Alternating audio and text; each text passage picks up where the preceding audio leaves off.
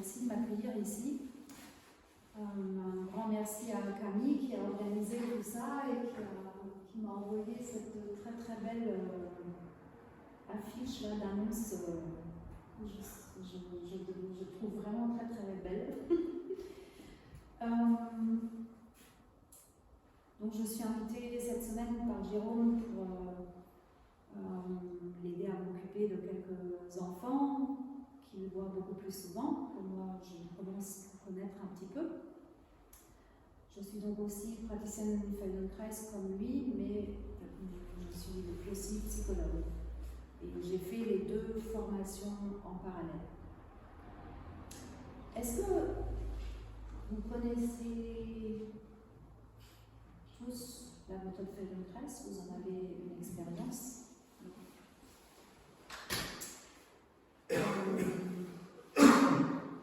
Parce que le défi pour moi, ça va être d'essayer d'expliquer un petit peu tout plein de choses de ces différents domaines de pratique et de connaissances et la manière dont ça s'imbrique dans le travail tel que moi je le pratique.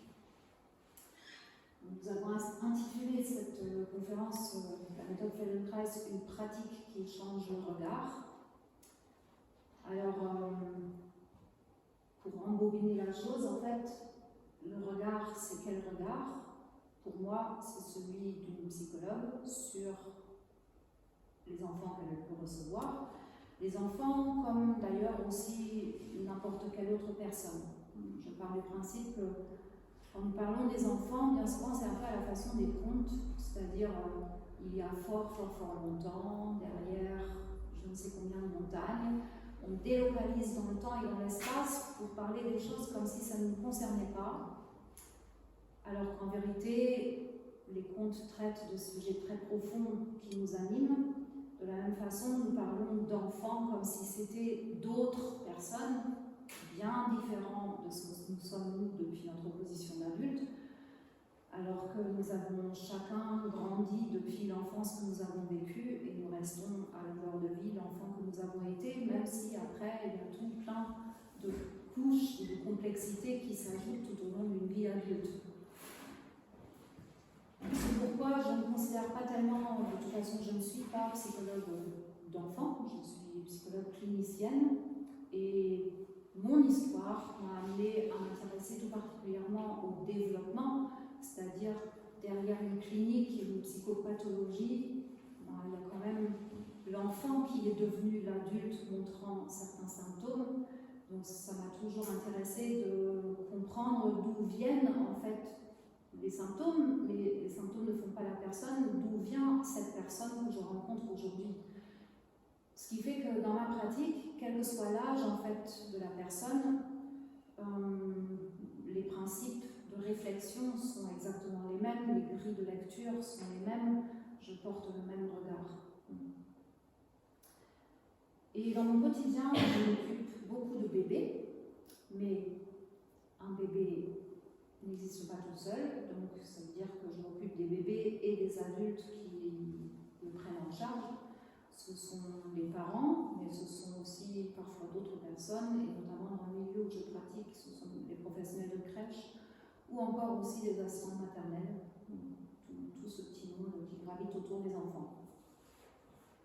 Et dont je pense aussi toujours important de prendre en compte la dimension d'enfants qui sont tous ces adultes.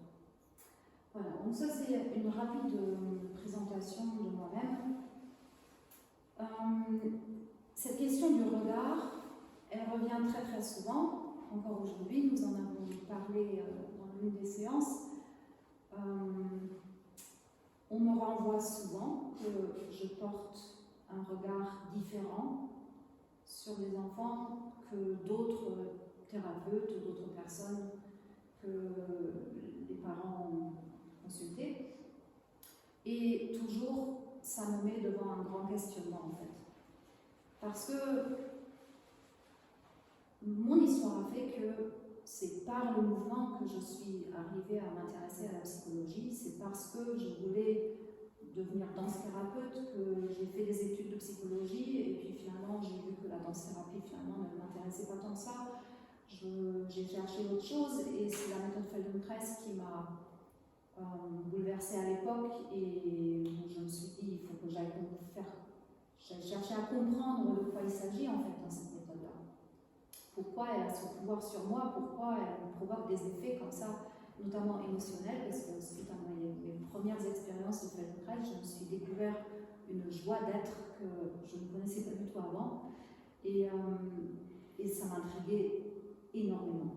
Et aussi sur le plan physique, ça m'a bouleversée parce que j'étais dans une pratique de danse classique à l'époque, très rigoureuse, très disciplinée et avec la méthode Feldenkrais, j'ai découvert qu'en faisant des mouvements très très longs, à minima, juste des esquisses, à la fin d'une journée de stage, je faisais mes grands battements facilement, je tournais mes petites pirouettes facilement, j'étais très très souple tout d'un coup, alors qu'avec des heures et des heures et des heures d'entraînement discipliné, rigoureux, jamais je n'obtenais ces effets-là. Donc, tout ça, à l'époque, ça m'a vraiment bouleversée, y compris émotionnellement. Et ça m'a incité à m'initier à cette méthode.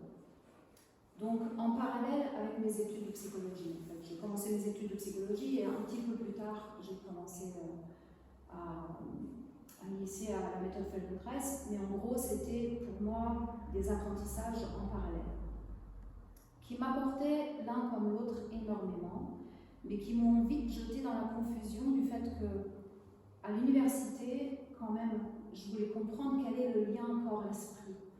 Et chaque fois que je choisissais un thème pour un petit mémoire ou quelque chose où je voulais interroger ce que c'est que de vivre dans son corps, de le sentir, comment élaborer à partir de là, on m'a dit non, non, non.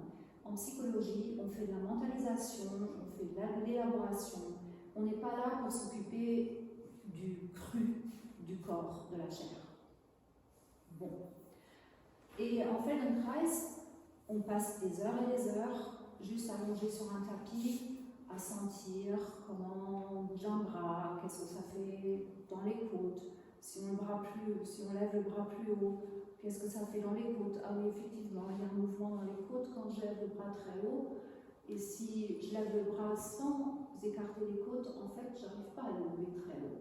Bon, donc ce genre de relations, on les étudie par l'expérience qu'on a eue pendant des heures et des heures, pendant des semaines et des semaines, pendant des mois et des mois. Alors, me venaient des idées. Pendant que je sentais ces mouvements en moi, tout d'un coup, des concepts que j'avais entendus à la fac ou des choses que j'avais lues, tout d'un coup, ça s'est associé dans mon esprit. Et quand on était un peu tous ensemble et qu'on échangeait sur ce qu'on venait de vivre, je disais, moi, ça m'a rappelé un concept. Tout de suite, on m'a arrêté. On n'est pas là pour intellectualiser, on est là pour sentir les choses. Alors à la fac, j'ai le droit de penser et en Feldenkrais, j'ai le droit de sentir. Il ne faut surtout pas relier les deux. Ce qui est une contradiction, déjà parce que nous sommes humains et que l'un ne va pas sans l'autre. Feldenkrais d'ailleurs a lui-même beaucoup évoqué ces 4 composantes de l'action, à savoir le mouvement, c'est-à-dire l'action physique concrète, la sensorialité, sentir les choses, la perception, l'émotion, une autre façon de sentir les choses, et aussi la pensée. Et pour lui, c'était clair que les 4 vont ensemble, ça fait partie d'un même tout. Bizarrement, à l'université, c'était pas comme ça. Il fallait pas sentir. Alors j'avais quand même des cours sur le développement sensorimoteur. On m'enseignait, j'apprenais par cœur combien de mois les enfants commencent à se tourner, à quel âge ils tiennent assis, à quel âge ils font du 4 pattes. J'ai appris tout ça par cœur. Mais c'est comme si ça n'avait aucun lien avec le développement psychique. C'est juste... dans mon cours d'initiation à la psychologie de la petite enfance, au tout premier semestre, que j'ai entendu parler d'un seul auteur, Henri Vallon, qui est l'un des pionniers de la psychologie de l'enfant en France, qui avait, lui, développé une approche où tout ça faisait partie d'un même développement. Effectivement, lui s'est intéressé à comment fonctionne la sensorialité, comment fonctionne la motricité, comment ça s'intègre avec l'émotionnalité et comment tout ça donne lieu à l'émergence de processus cognitifs, ce qu'il a fait un espace mental qui venait en quelque sorte comme une superstructure se former par-dessus et à partir de l'expérience corporelle et émotionnelle. Donc j'avais retenu ce nom-là, Henri Vallon, mais par la suite, au-delà du premier semestre de psychologie, plus jamais je n'ai entendu parler ni de Vallon, ni de développement sensoriel-moteur. Alors je suis quand même née à la bonne époque, parce que, à cet égard en tout cas, parce que à cette même époque où je faisais mes études, il y avait l'avènement des neurosciences qui se préparait, dont je ne profitais pas encore à la fac, parce que ça a pris son envol, son essor seulement un petit peu après. Mais aujourd'hui, je sais qu'à la même époque, il y a eu des auteurs, des chercheurs qui ont fait des études, des recherches très intéressantes et qui aujourd'hui font qu'on n'ose plus remettre en question le monisme corps-esprit. Ce ne sont pas des entités différentes. Le dualisme que nous traînons depuis des siècles, sinon des millénaires, dans notre culture est révolu. Scientifiquement, en tout cas, ça ne fait plus aucun doute, même si culturellement, on continue de vivre avec ce que les générations nous ont transmis. Donc, moi, c'est au moment de ma thèse doctorale, surtout que tout ça a pu commencer à confluer et que petit à petit, j'ai pu élaborer ma propre façon de porter un regard global sur ces différentes choses.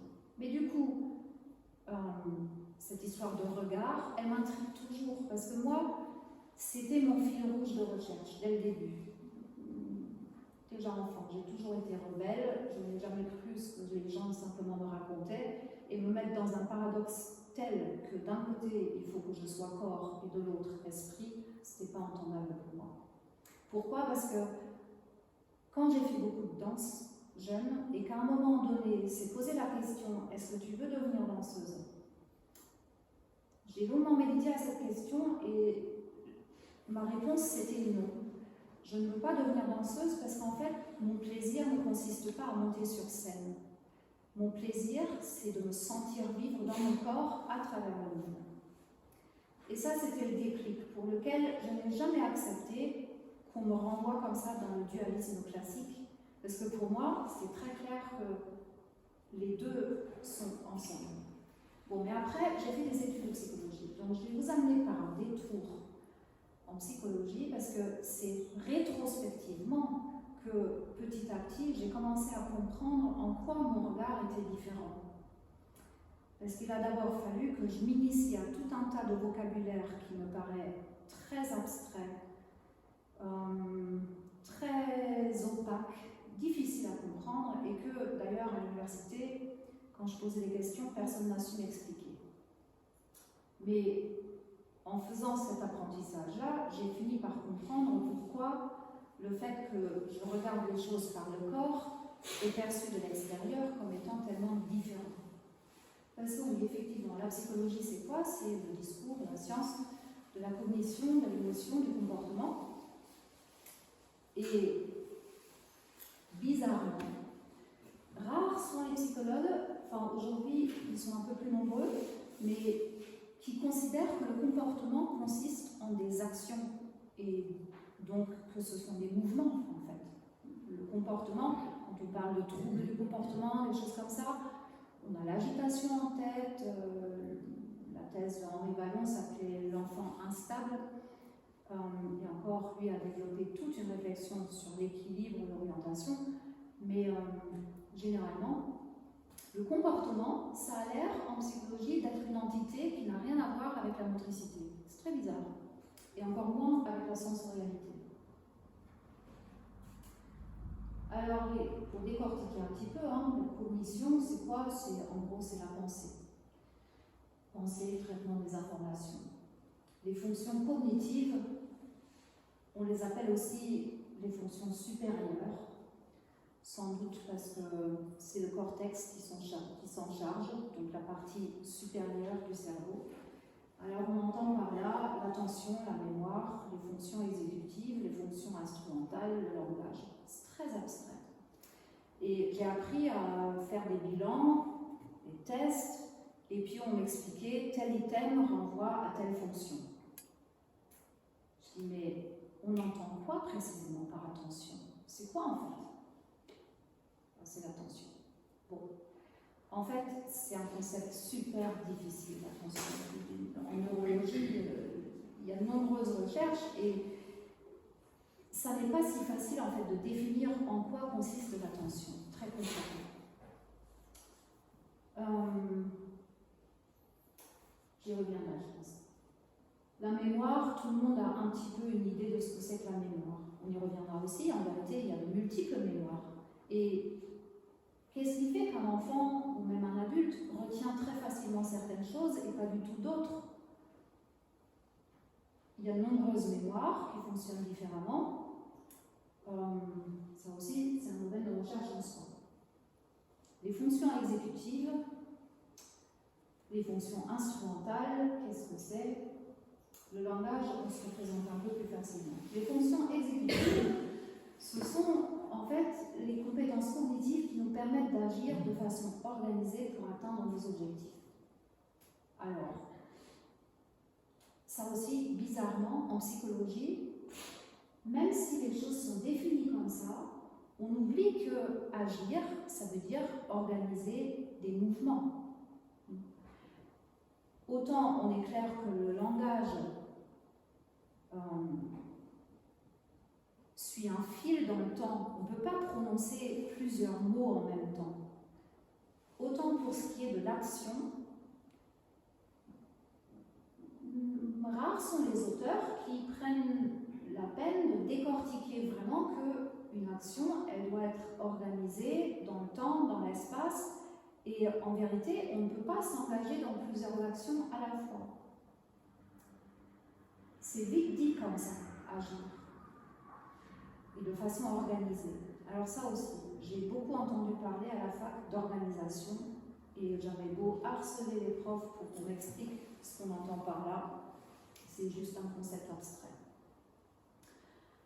Alors il y a trois principales fonctions exécutives, c'est la mémoire de travail, le contrôle inhibiteur, la flexibilité cognitive. Ça aussi, c'est des mots qu'on balance comme ça, mais ça veut dire quoi en fait? Alors en gros, la mémoire de travail, c'est tout ce que nous pouvons garder en ligne, en même temps, dans le but d'organiser une action. C'est-à-dire, on peut garder plusieurs choses en même temps dans la mémoire, mais juste pour un petit temps, et il ne faut pas que ce soit trop de choses à la fois. Le contrôle inhibiteur, ça c'est une très très grande fonction qui nous permet de ne pas passer à l'acte tout de suite. On a envie de quelque chose, mais on se retient. Notamment chez les enfants, chose qui arrive souvent, quand ils se sentent agressés. Par exemple, il y en a un qui veut attraper le camion que j'ai entre les mains. Et bien, très vite, ils ont l'impulsion de s'en défendre par un acte agressif. C'est un très très long chemin d'apprendre à ne pas réagir spontanément. Ça s'applique à plein de choses. L'inhibition, c'est une fonction extrêmement compliquée parce que il faut circonscrire très précisément ce qu'il ne faut pas faire. Et pour ne pas le faire, il faut d'abord savoir faire. Un exemple qui marche avec les adultes toujours, c'est si je vous dis ne pensez surtout pas à un éléphant rose. Il est absolument certain qu'au moment où j'ai prononcé, vous vous êtes représenté un éléphant rose. Et après, vous êtes éventuellement dit, ah oui, elle a dit qu'il ne fallait pas y penser.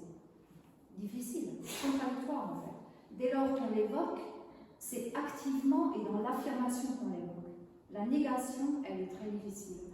Et si, en plus de ça, on demande à un enfant, ou à l'un d'entre nous, de ne pas faire quelque chose, ça veut dire qu'il faut d'abord faire.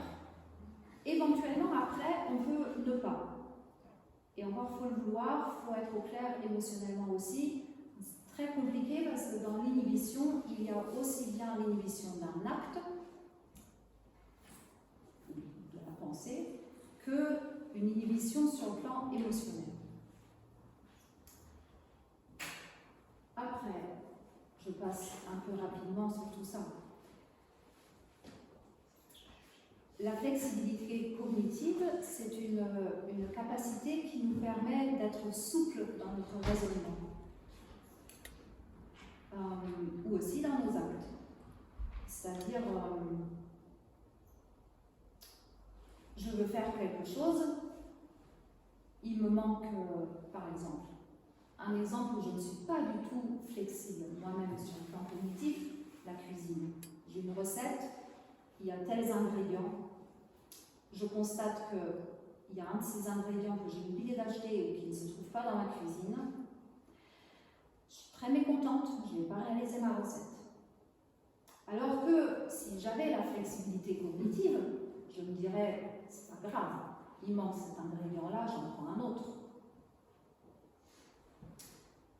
Donc, la flexibilité cognitive, c'est une souplesse de l'esprit qui permet de s'adapter à la réalité ambiante.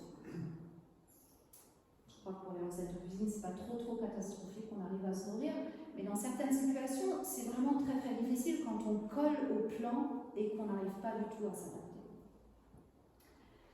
Donc là encore, tout ça, ce sont des fonctions exécutives qui sont catégorisées sous les fonctions cognitives en psychologie. On ne tient pas du tout compte du fait que, à la base, c'est par l'acte que peut se former une pensée. C'est-à-dire qu'il faut une expérience motrice à la base pour développer toutes ces choses-là. Et ça, c'est le regard qui change. C'est-à-dire en psychologie, on ne nous apprend pas ça. Si on n'a pas le bonheur à un moment donné de le découvrir, on peut longtemps passer à côté et juste faire des analyses très abstraites. Alors, ça évolue un petit peu pour certains parce qu'on découvre de plus en plus à quel point, quand même, le sensorimoteur est une base fondamentale pour le développement de la pensée. Mais grâce à l'une de mes filles qui a fait des études de psychologie aussi et qui a terminé l'année dernière, je me suis rendu compte que, encore aujourd'hui, l'enseignement reste abstrait comme ça. Ce qui est caractéristique de ces fonctions-là, c'est que ce sont des fonctions préfrontales, dont les centres de gestion se trouvent là derrière notre front. Pourquoi c'est important? Parce qu'il y a un ordre de maturation dans le cerveau. On va un petit peu plus tard là-dessus. En tout cas, les aires préfrontales sont les toutes dernières à finaliser leur maturation. Ça ne veut pas dire qu'elles sont les dernières à commencer leur maturation. En fait, il est établi que leur entrée en maturation commence en même temps que celle des aires motrices qui sont réputées les premières après la naissance entrée en maturation. Mais les aires sensorielles et motrices ont leur phase dominante de maturation durant la première année. Après, d'autres prennent le relais et respectivement, les aires préfrontales sont les toutes dernières à avoir leur phase dominante dans la maturation. C'est intéressant et important parce que selon ce qui est dominant dans une certaine phase de maturation du système nerveux, les enfants seront attirés vers les jeux ou les activités qui nourriront ces aires corticales-là. C'est pour ça que Maria Montessori a eu la bonne intuition de dire qu'il fallait laisser les enfants aller vers ce qui les intéressait, parce que c'est là qu'ils allaient être le plus efficaces en apprentissage. Oui, effectivement, parce que ça répond généralement à la phase maturationnelle du cerveau. Oui, on le voit très bien quand on voit grandir des petits-enfants. pendant tout un temps, ce sont les explorations sensorielles et motrices qui sont au premier plan. Une fois qu'ils se sont nourris de ça, ils vont à la découverte de l'autre, parce que cette première grande phase, généralement, se termine par une verticalisation. Les enfants se mettent debout et commencent à marcher. Et ça correspond aussi au moment où l'axe du corps se verticalise, au fait que le regard se porte à l'horizontale, à la rencontre d'autres regards. Donc, d'une phase d'exploration où on est centré sur son propre corps, on entre dans une phase d'exploration où son propre corps mène à la rencontre avec d'autres, et du coup la dimension relationnelle prend énormément d'importance. Et c'est l'âge où ils vont beaucoup se tester mutuellement, se tirer, se pousser, se taper, etc. Et ils vont faire l'observation des réactions qu'a l'autre à ce comportement-là. Donc il y a toute une exploration là, émotionnelle, qui participe à l'apprentissage de l'empathie, qui sera dominante dans la deuxième année de vie. Et ainsi de suite, on va de dominance en dominance en fait. Et c'est lié aux phases de maturation du cerveau. Les fonctions instrumentales, on compte le langage dedans, non pas en termes de je sais prononcer des mots, mais comme on discutait tout à l'heure, en termes de communication. C'est un instrument de communication pour l'expression et aussi pour la compréhension. D'autres fonctions instrumentales sont les gestes ou le schéma corporel. Et alors, ça aussi, c'est très drôle. En psychologie, on a appris que les enfants, comment ils commençaient à dessiner, et que c'était un petit peu le reflet de la représentation qu'ils avaient de leur propre corps. Le bonhomme tétard, et puis petit à petit, des bras qui poussent, etc. Moi, j'avais une fille, jamais elle a dessiné. Jamais elle a dessiné de corps, bonhomme tétard, pas du tout. À l'âge de 5 ans, elle n'avait encore jamais dessiné aucun bonhomme. Je me disais, enfin, quand même, par ailleurs, elle semble bien dans sa peau, elle semble bien, quoi. Mais jamais de schéma corporel. Bon, ça me questionnait quand même, jusqu'au jour où elle m'a demandé du papier et du scotch, et des ciseaux. D'accord. Et là, tout d'un coup, je l'ai vue découper. Alors, elle a pris une feuille A4, elle l'a pliée en deux, et là, elle a coupé dedans. Et bien, en la dépliant, ça faisait quelque chose comme ça. Et bien, elle avait son bassin, la taille et le haut du corps. Et puis, avec des ciseaux, elle a découpé des papiers, et puis elle a collé avec du scotch des bras pour les relier aux épaules, et puis un scotch pour le coude, un scotch respectivement pour attacher les jambes au bassin, d'autres scotch pour attacher les jambes aux cuisses. En fait, elle a fait un bonhomme à sa taille, juste avec des papiers et des bouts de scotch. Et ce qu'elle avait matérialisé, c'était des articulations. Je me suis dit, waouh! Enfin, ça, c'est toute une autre approche du schéma corporel qu'on n'a jamais apprise à la fac, en fait. Moi, ce qu'on m'a appris à la fac, c'est le schéma corporel comme un contour, finalement, du corps propre. Comme un peu ce qu'on peut éventuellement voir dans le miroir, mais juste le contour. Elle, le schéma corporel qu'elle a produit à l'âge de 5 ans, c'était un schéma corporel de l'intérieur, avec une représentation des articulations. J'ai pris conscience comme ça que ce qu'on entend par schéma corporel en psychologie, ça questionne aussi.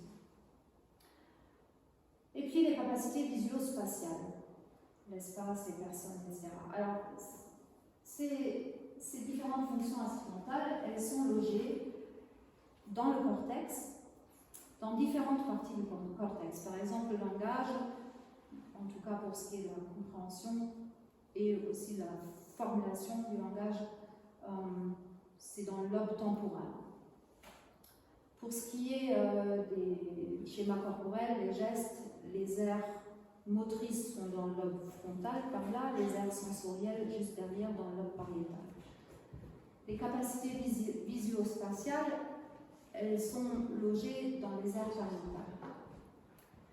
La difficulté, c'est qu'il faut relier tout ça. Et ce lien, il se fait... Attends, je dois partir. Oui, pas de souci. Bonne soirée. La grande question, c'est comment se forment ces associations. On a longtemps recherché les aires associatives, etc. Un jour, je suis tombée sur cette publication-là. Ne vous laissez pas effrayer. Cet auteur, sur ces images-là, il a montré en vert, par exemple, là, des neurones, des connexions de neurones dans les aires visuelles. Les aires visuelles se trouvent dans l'occiput. La projection de ce que nous voyons passe par les yeux et hop, direct dans l'occiput. C'est là que se fait le traitement de l'information visuelle, alors que le traitement de l'information auditive se fait dans le lobe temporel. La question, c'est comment l'un va se relier à l'autre. Alors, il y a des faisceaux qui relient directement l'un à l'autre, mais surtout, ce que ces recherches-là ont montré, c'est que l'intégration de l'information provenant de différentes sources sensorielles, elle se fait par les aires limbiques, c'est-à-dire les émotions, la dynamique émotionnelle. Et c'est ce qui est représenté en rose. Vous avez en vert les informations visuelles, en bleu les informations auditives. Et ce que cet auteur-là a approfondi dans ses recherches, c'est de montrer que ce qui fait le lien entre différentes entrées sensorielles, ce sont les émotions. Longtemps, on a prêché dans l'instruction publique, qui est devenue l'éducation nationale, que l'instruction devait se faire sans attachement affectif. C'est pour ça aussi que les enfants changent de maître à tout bout de champ. Il ne faut pas qu'il y ait le lien affectif. Or, nous savons tous que nous avons eu des facilités d'apprentissage avec les profs que nous avons appréciés, avec lesquels justement il y avait un lien de sympathie, et nous avons beaucoup moins apprécié parfois les mêmes matières dès lors que nous avions affaire à un enseignant avec lequel la chimie relationnelle ne marchait pas aussi bien.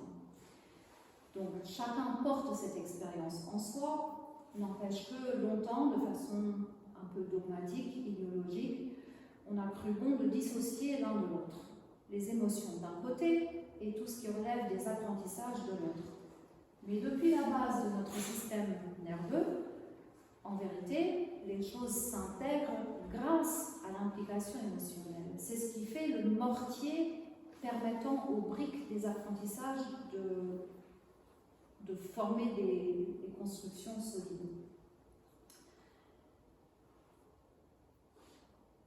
Et cette dynamique émotionnelle engagée dans une rencontre avec un quelconque apport d'information, c'est ce qui donne le sens à l'apprentissage ou à l'expérience pour l'enfant ou une personne de n'importe quel âge à cet instant présent de sa vie. Maintenant, je vous ai raconté tous ces concepts de la psychologie, mais c'est quand même pour faire le lien aussi avec le travail que nous faisons en Feldenkrais. Feldenkrais a appelé une manière de travailler qu'il a conçu l'intégration fonctionnelle. C'est un terme qui questionne beaucoup. En gros, en Feldenkrais, nous avons deux façons de travailler. Il y en a une essentiellement en groupe, où, en tant que praticien, j'annonce les propositions de mouvement que je vais faire et chaque personne réalise à sa façon. Par exemple, là, je pourrais vous proposer, comme je l'ai dit tout à l'heure, lever un bras en l'air, et puis chacun lève un bras en l'air, comme ça, comme ça, comme ça. Il y a plein de façons, d'ailleurs le bras droit ou peut-être aussi le bras gauche. Voilà. Chacun fait à sa façon. Moi, j'observe comment chacun fait, et je vois par exemple une personne lève juste comme ça, une autre lève comme ça, et moi à partir de là, je vais dire d'accord, on va lever le bras, mais en pliant le coude. Alors là, tout le monde va peut-être faire comme ça. D'accord. Et maintenant, levez le bras, mais en allongeant le coude. Bon, là, on aura comme ça. On aura comme ça. Petit à petit, depuis ce que j'observe et le fil rouge que j'ai en tête de la leçon que j'ai envie de donner, je continue de donner des consignes permettant à chaque participant de chercher un petit peu d'autres façons de faire. C'est-à-dire, à partir d'un thème, je développe différentes variations tout en tenant compte de ce que j'ai vu faire les uns et les autres, de façon à conduire chacun à travers une expérience lui permettant de découvrir que finalement, il existe plusieurs façons de faire la même chose. Dans cette méthode-là, jamais on ne va dire « Ah non, non, c'est pas comme ça qu'il faut faire, regarde, c'est comme ça qu'il faut faire ». On ne corrige pas. C'est extrêmement rare si je vois que quelqu'un s'engage dans des expériences dont je sais que ça ne va vraiment pas l'amener plus loin, et puis je reformule 3-4 fois de façon différente et je vois que la personne reste frustrée dans un truc qui ne fonctionne pas, éventuellement je vais m'autoriser à lui indiquer un petit peu pour le sortir de son impasse. Mais jamais en termes de c'est pas comme ça que j'ai dit de faire, non, il faut faire autrement, jamais. Parce qu'on est dans le processus développemental, c'est-à-dire le moment présent, c'est une expérience. Et c'est à partir de cette expérience que la personne pourra continuer de faire d'autres expériences et s'enrichir de tout ça pour petit à petit mieux sentir les choses, développer plus de choix, etc. Et là-dedans, par définition, il n'y a pas d'erreur. Alors ça, c'est ce que nous appelons la prise de conscience par le mouvement. L'autre façon de procéder que nous avons ici, c'est l'intégration fonctionnelle. C'est le nom qui a été donné à des formats de séances où nous travaillons individuellement avec une personne. En vérité, c'est exactement le même procédé, sauf que la tradition veut que nous parlions beaucoup moins pendant ces séances-là et nous privilégions le contact physique. C'est-à-dire, plutôt que de dire à la personne lève ton bras, eh bien c'est moi qui vais prendre son bras et qui vais le lever. À moi, à ce moment-là, de sentir ah tiens, si je lève son bras comme ça ne va pas plus loin.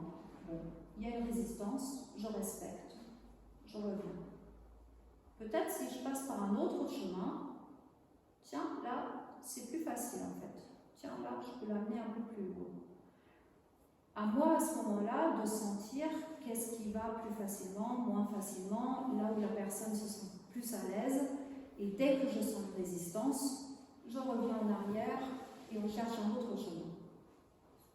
Pourquoi? Parce qu'on est dans le même processus développemental que je disais précédemment, c'est-à-dire tout apprentissage aura lieu à partir de l'expérience du présent.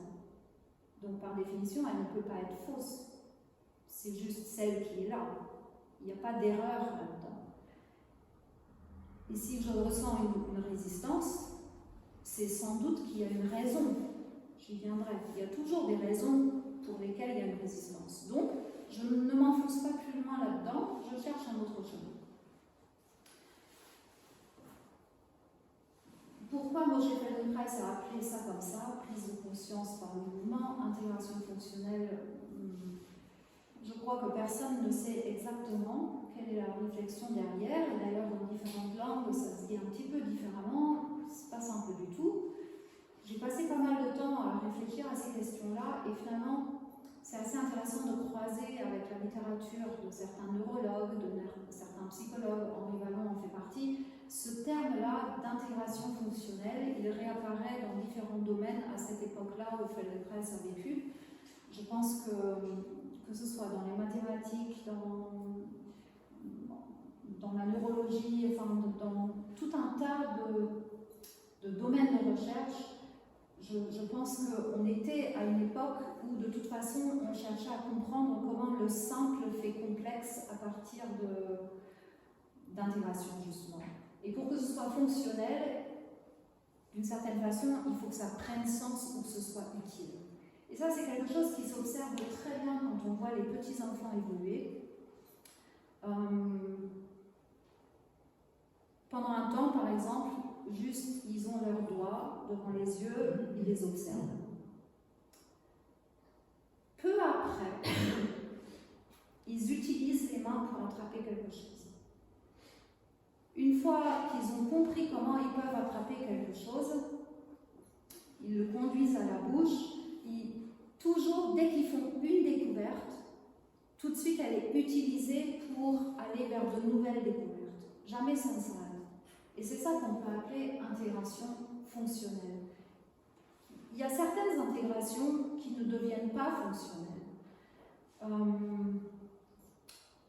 Si l'enfant s'approprie une façon de faire qui ne mène pas plus loin, c'est pas fonctionnel.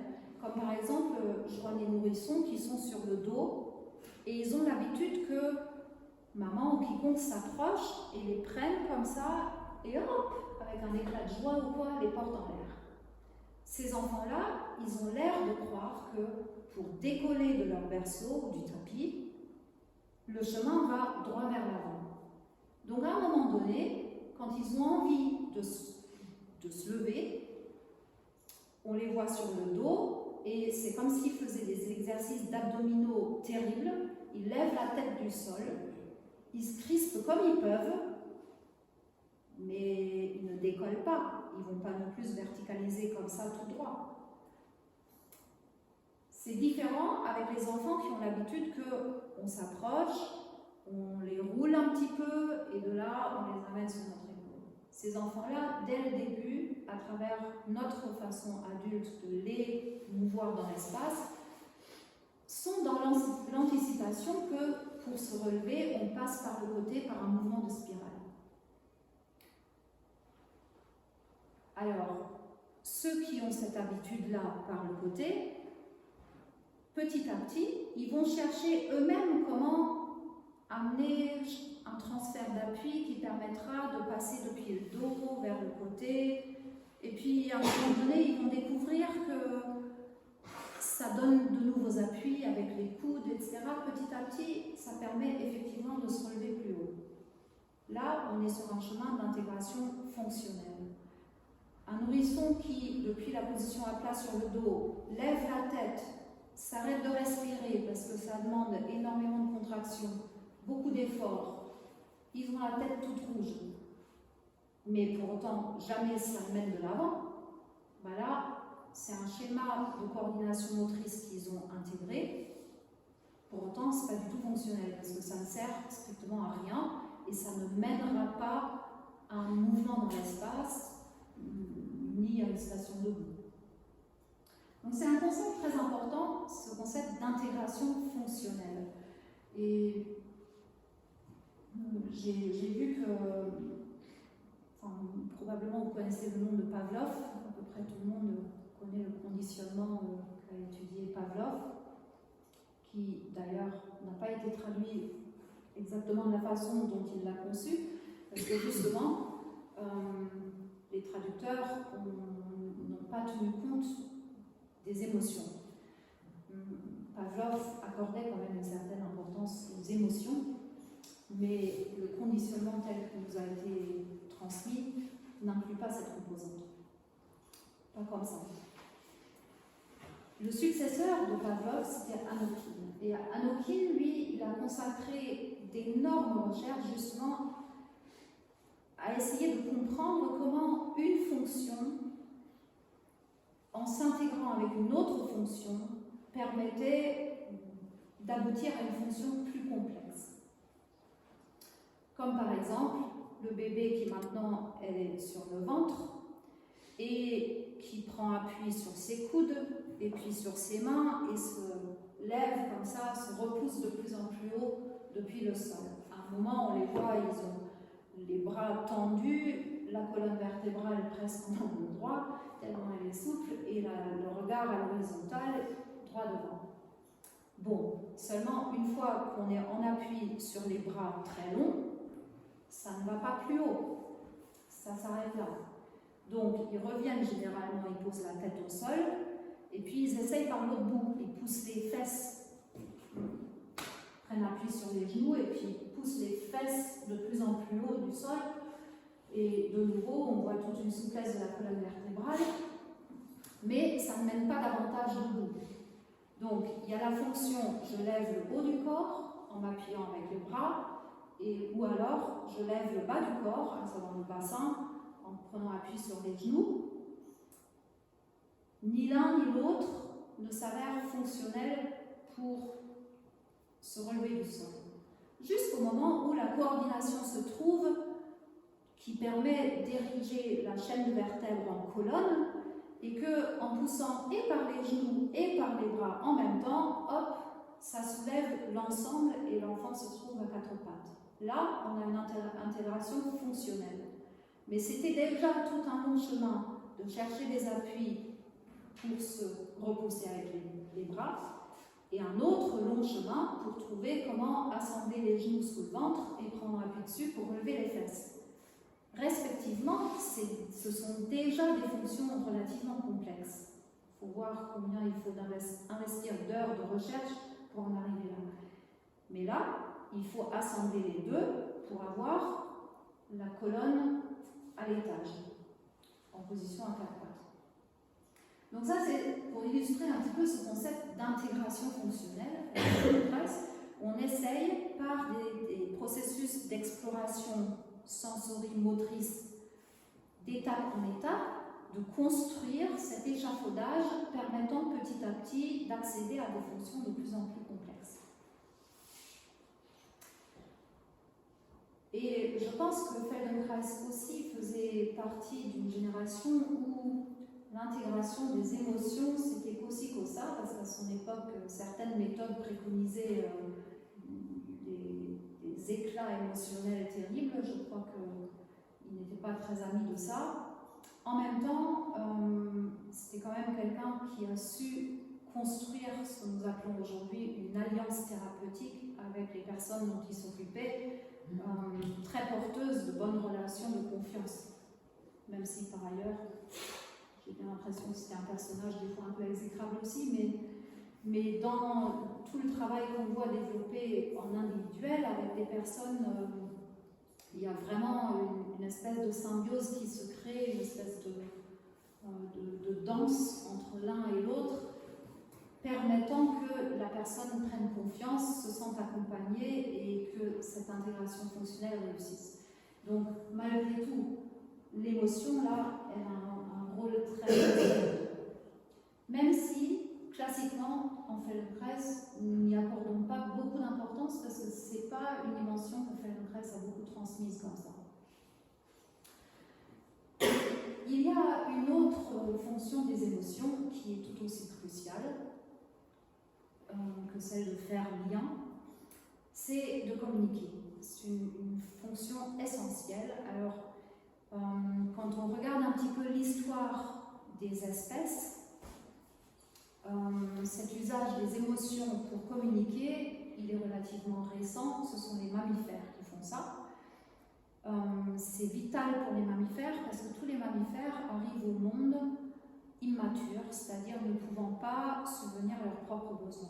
C'est-à-dire nous tous, mammifères que nous sommes, nous avons besoin de figures parentales qui prennent soin de nous pour assurer notre survie dans les premiers temps. Assurer la survie, ça veut dire quoi? C'est-à-dire préserver l'homéostase de l'organisme. Et ça, si vous êtes parent, vous le savez, quand on a un nourrisson en soi, qui crie, qui braille, qui hurle, le mode d'emploi n'a pas été livré avec, et ben, on devine, on cherche, on écoute un peu ce que les gens disent, on se rend compte qu'en général ça ne fonctionne pas, donc il faut chercher par ses propres moyens, trouver autrement, et on finit par s'ajuster. On finit par trouver un petit peu, tiens, quand il pleure comme ça, c'est qu'il a faim. Quand il pleure comme ça, c'est qu'il est fatigué. Quand il est grognon, il faut le laisser un peu tranquille. Enfin, petit à petit, chaque parent trouve comme ça le décodeur pour son enfant. Ça peut durer plus ou moins longtemps, peut-être parce que tous les parents n'ont pas la même finesse de regard ou d'analyse, mais aussi parce que les nourrissons ne s'expriment pas avec la même finesse. Et ça, avec les enfants neuroatypiques, souvent c'est une problématique qui s'ajoute, qui est plus difficile qu'avec le tout venant des enfants, parce que d'une part, il y a des sensibilités particulières et d'autre part, des moyens de communication qui prennent plus de temps pour se roder. Mais c'est là une fonction essentielle aussi des émotions, c'est savoir communiquer. Et dès tout petit, les bébés commencent par communiquer de façon assez indifférenciée. Ils crient, et puis on accourt et on essaye de comprendre ce qui se passe. Mais très vite, en l'espace de quelques semaines, en l'espace de quelques mois, il y a des différenciations. Et très souvent, une maman avec un bébé de 5 mois sait précisément quel pleur correspond à quel besoin. Donc c'est une fonction de communication vitale.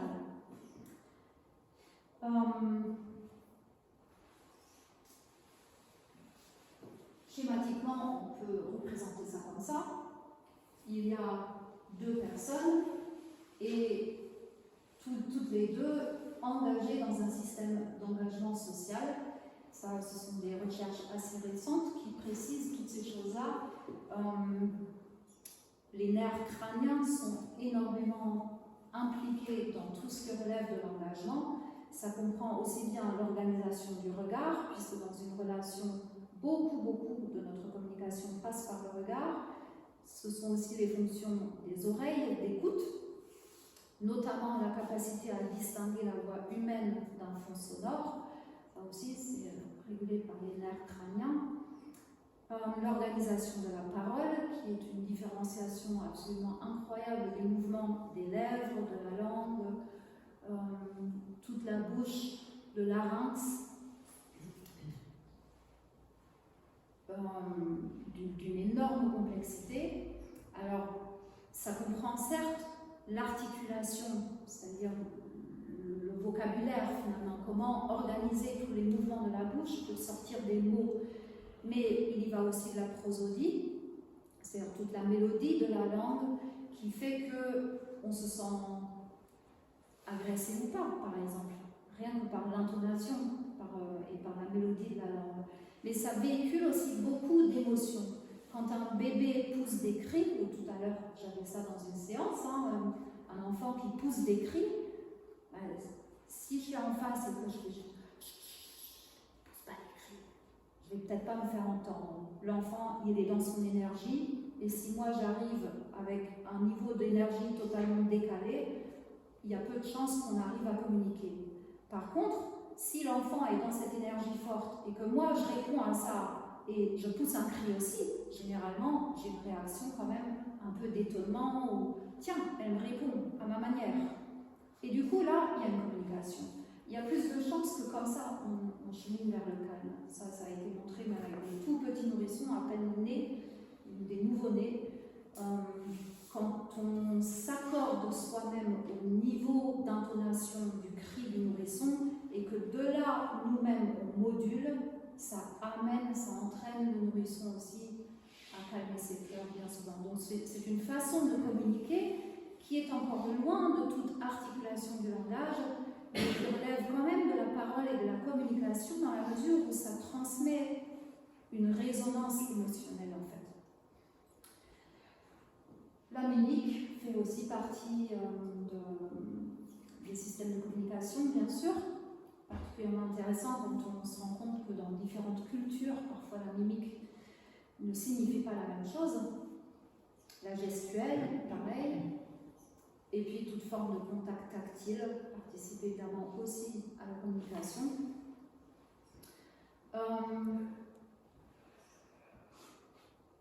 Je disais tout à l'heure que jeune, j'avais fait beaucoup de danse et justement, il y a eu notamment un chorégraphe qui a beaucoup travaillé là-dessus et puis toute une génération, tout un courant de la danse qui s'est beaucoup intéressé à ces qualités de contraste en fait.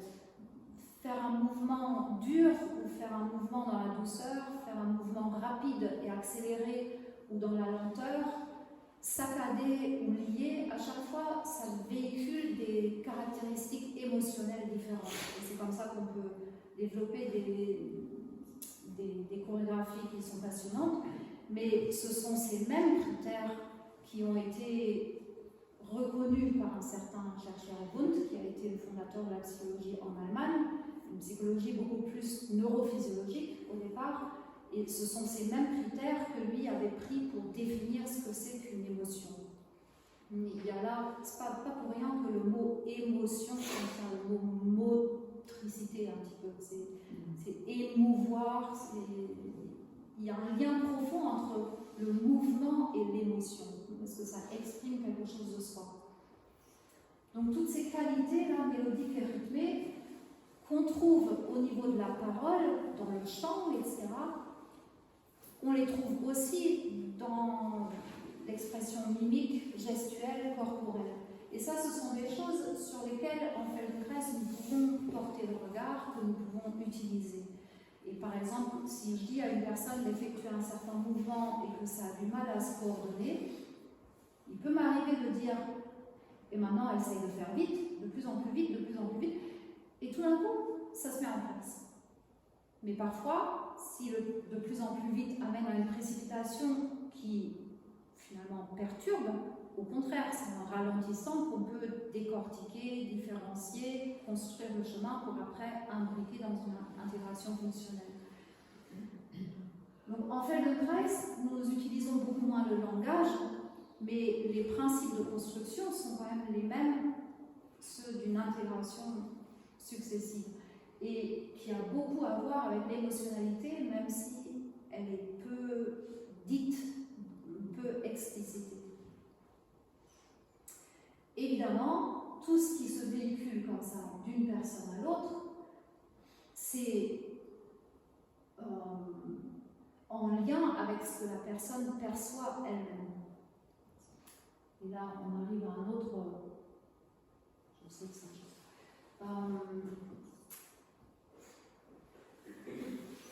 un autre aspect de la question. Je parlais tout à l'heure des perceptions. En fait, il y a plein de perceptions différentes. Nous avons traditionnellement la représentation des 5 sens dans notre culture. Il se trouve que ce sont là seulement les 5 sens extéroceptifs dont les organes se voient assez facilement. On sait que les yeux regardent, les oreilles entendent, le nez sent les odeurs, la langue, la bouche prend le goût, et puis il y a le sens tactile, on sait qu'on peut toucher, faire pression, etc. Ce qui a été très longtemps complètement oublié, c'est ce fameux 6e sens, à savoir la proprioception. En vérité, elle englobe aussi plusieurs sens encore. La proprioception, c'est la perception du corps propre. Pourquoi on l'a tellement oublié? Parce que les récepteurs sensoriels sont éparpillés partout dans le corps et pas du tout visibles.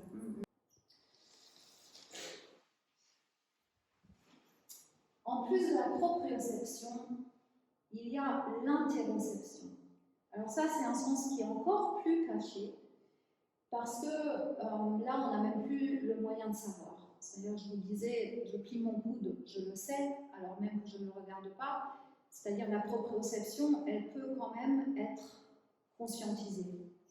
L'interoception, semble-t-il qu'il y a des yogis qui arrivent, mais c'est quand même très peu commun qu'on ait une perception consciente de ce qui se passe dans nos organes. Enfin, généralement, quand on sent les organes, c'est parce qu'il y a vraiment un problème. Normalement, on ne les sent pas. Pour autant, il y a des voies nerveuses qui montent depuis tous les organes vers le cerveau et qui nous renseignent à chaque instant sur l'état général, comment on est. Et on arrive peut-être plus facilement à se représenter. Vous avez tous cette expérience qu'un jour, vous êtes patraque. Rien de spécial ne s'est passé, il n'y a pas d'explication à ça, et pour autant, ce jour-là, vous êtes patraque. Et peut-être le lendemain, vous comprendrez mieux pourquoi, parce que tout d'un coup, vous déclarez une fièvre. C'est quelque chose qu'on a assez l'habitude d'observer avec les enfants. Ils ne sont pas comme d'habitude, il ne veut pas manger comme d'habitude, il ne dort pas comme d'habitude, il a un comportement bizarre, il ne veut pas jouer comme d'habitude. Et puis on est là, on se questionne, on ne comprend pas, et le lendemain, on dit, en fait, il pouvait une maladie ou quoi. C'est-à-dire que l'enfant, et nous-mêmes, depuis l'intérieur du corps, nous sommes renseignés que quelque chose ne va pas. Et ça ne nous permet pas de nous engager dans nos activités, que ce soit le jeu pour un enfant, un travail concentré pour un adulte, de nous engager de la façon habituelle. Quelque chose nous empêche. Et on n'arrive pas à le conscientiser, on n'arrive pas à se l'expliquer, n'empêche qu'on a cette information en nous. Après, est-ce qu'on est à l'écoute de ça ou pas? Tout le monde ne l'est pas, mais ça relève certainement aussi de l'éducation. Toujours est-il que cette perception existe, même si elle apporte peu de choses conscientes. Alors, pourquoi tout ça dans cet exposé? Parce que, en Feldenkrais, notre spécificité, c'est de porter l'attention sur la proprioception.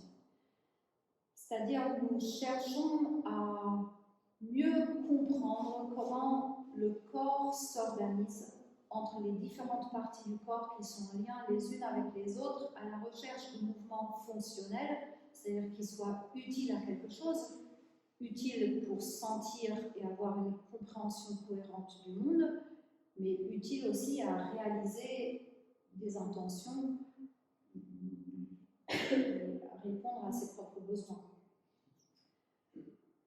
En Feldenkrais, nous faisons un petit peu abstraction de l'extéroception, c'est-à-dire bien sûr elle est tout le temps présente et bien sûr qu'on l'utilise en permanence, mais nous essayons de créer des conditions qui permettent à l'attention de se centrer davantage sur la perception du corps propre, pour justement se questionner. Tiens, si je lève le bras comme ça, mon coude, il est allongé là, il est plié.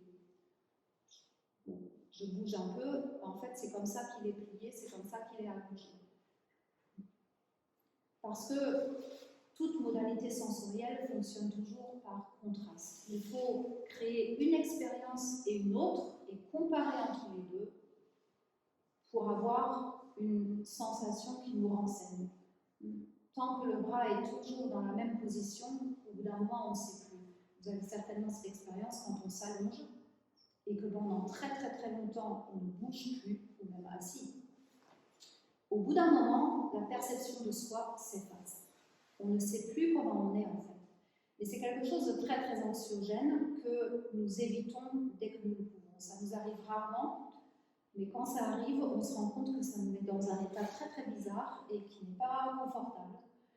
Et en général, ce qu'on fait, c'est par exemple des mouvements de jambes, où on se gratouille, où on se tire un peu les cheveux, on fait des petits mouvements pour sentir qu'on est là finalement, pour créer des petits contrastes, et ça permet de se dire « je suis bien là ». Donc en Feldenkrais, nous amenons l'attention sur ces choses-là.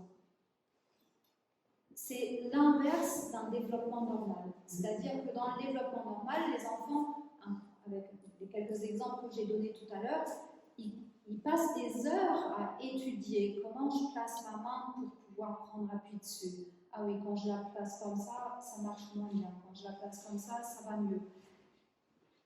Si on observe en détail comment un bébé s'y prend pour conduire ses expériences, on voit que ce sont des expériences quasiment comme scientifiques.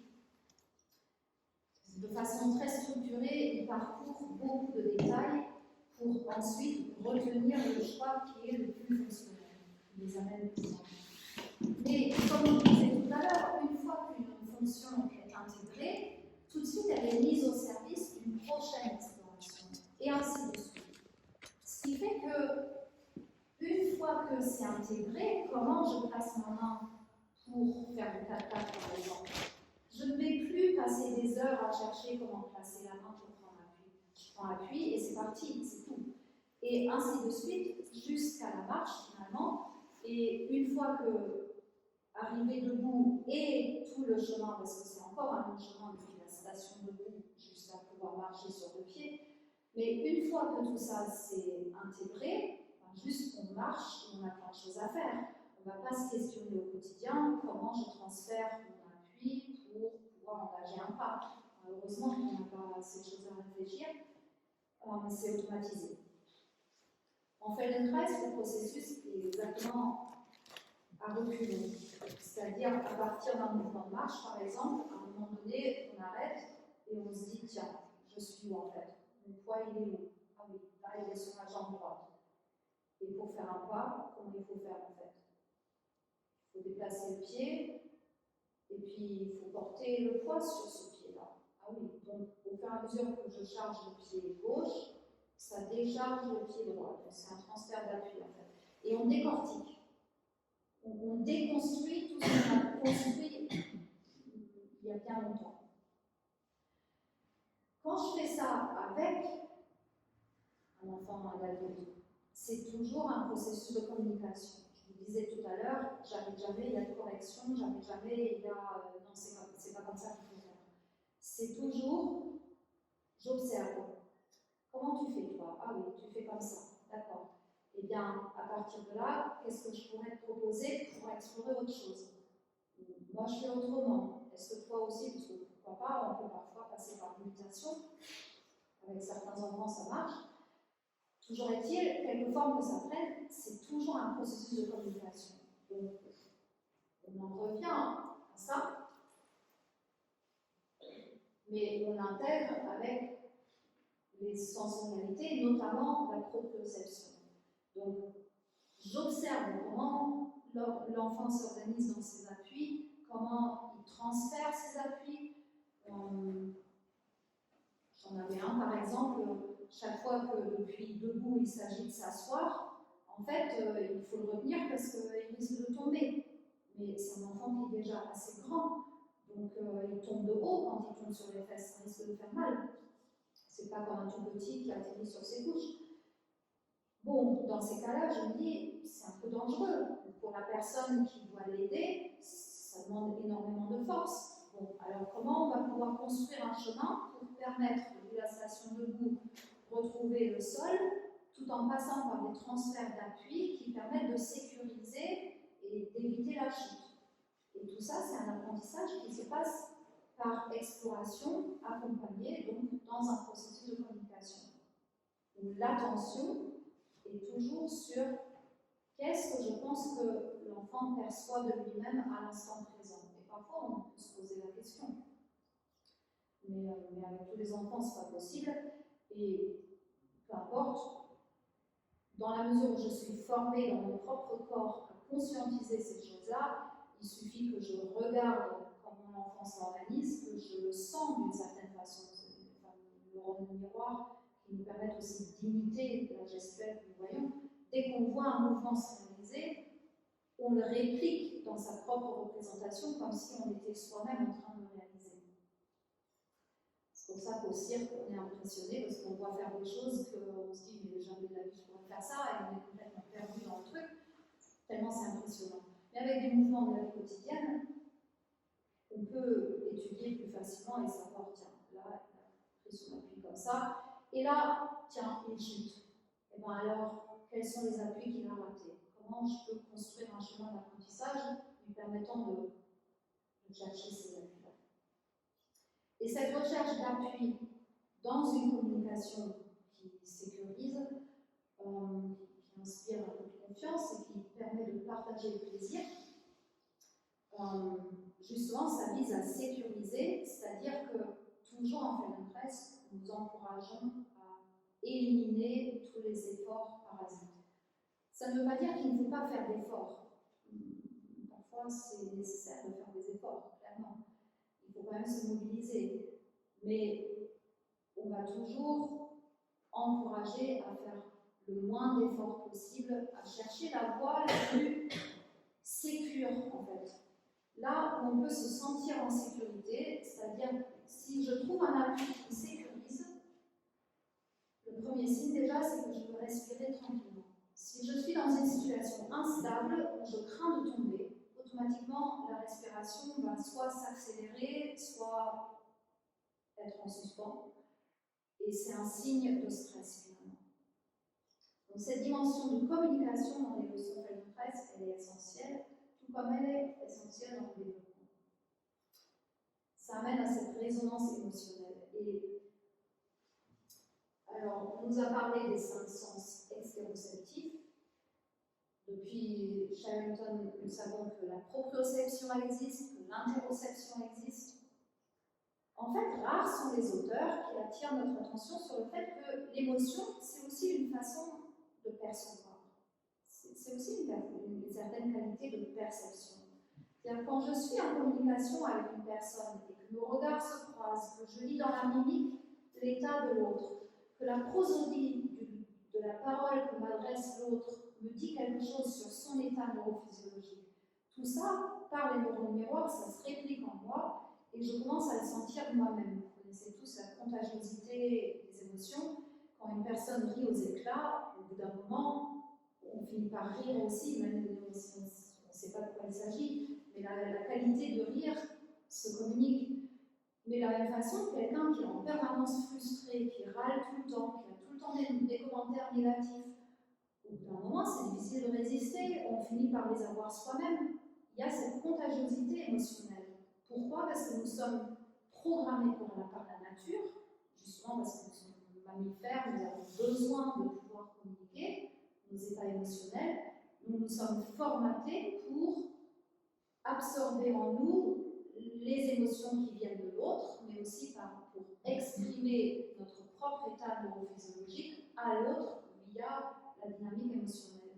Donc on peut tout à fait, et je connais un seul auteur en fait, qui a vraiment poussé ces recherches et ces réflexions-là jusqu'à dire que c'est une sensorialité aussi finalement, l'émotion.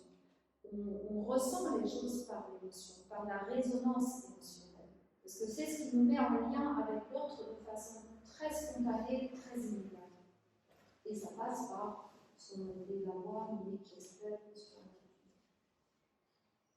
Donc, toutes ces différentes facettes de la perception du monde, il faut réussir à intégrer tout ça. La question cruciale, spontanée, immédiate, chaque fois que nous percevons des informations, donc à tout moment, c'est le premier crible par lequel ça passe, est-ce que je suis en sécurité? C'est la question fondamentale de survie. Si je ne suis pas en sécurité, ce n'est pas la peine, il ne faut pas continuer. Je viendrai parce que je fais dans ce cas-là. En fait, il y a 3 réponses à cette question, est-ce que je suis en sécurité? Et c'est la première question et fondamentale. Et c'est souvent ce qui pose difficulté dans le travail avec les enfants, parce qu'ils n'ont pas la même inhibition des émotions. Donc, dès qu'un enfant n'est pas à l'aise, quelle que soit la raison, eh ben, son organisme ne se sent pas en sécurité. Et ce n'est pas une question de volonté. J'ai beau lui dire, mais tout va bien, je suis avec toi, nanana, maman est là. Non. Si le système nerveux détecte que quelque chose ne va pas, il déclenche un état d'alerte, il n'est pas en sécurité. Et ça ne se contrôle ni par un discours, ni par la volonté. C'est le système nerveux qui décide, et c'est fondamental que ce soit comme ça, puisque c'est une question de survie.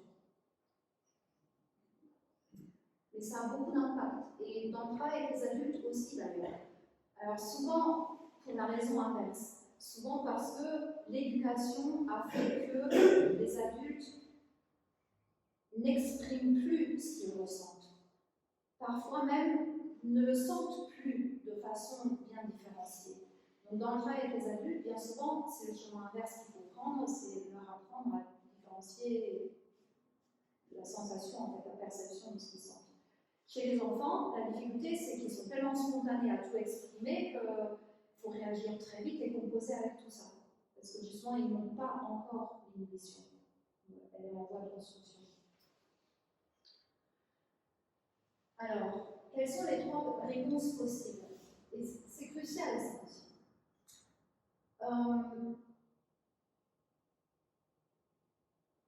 Si je suis en sécurité, je suis à l'aise dans le système d'engagement social. Je peux communiquer. Mais dès que quelque chose ne va pas, nous disposons d'un système défensif par mobilisation qui est activé. Ça correspond à l'état neurophysiologique où on sent que quelque chose ne va pas. J'ai appelé ça sentiment d'être en danger.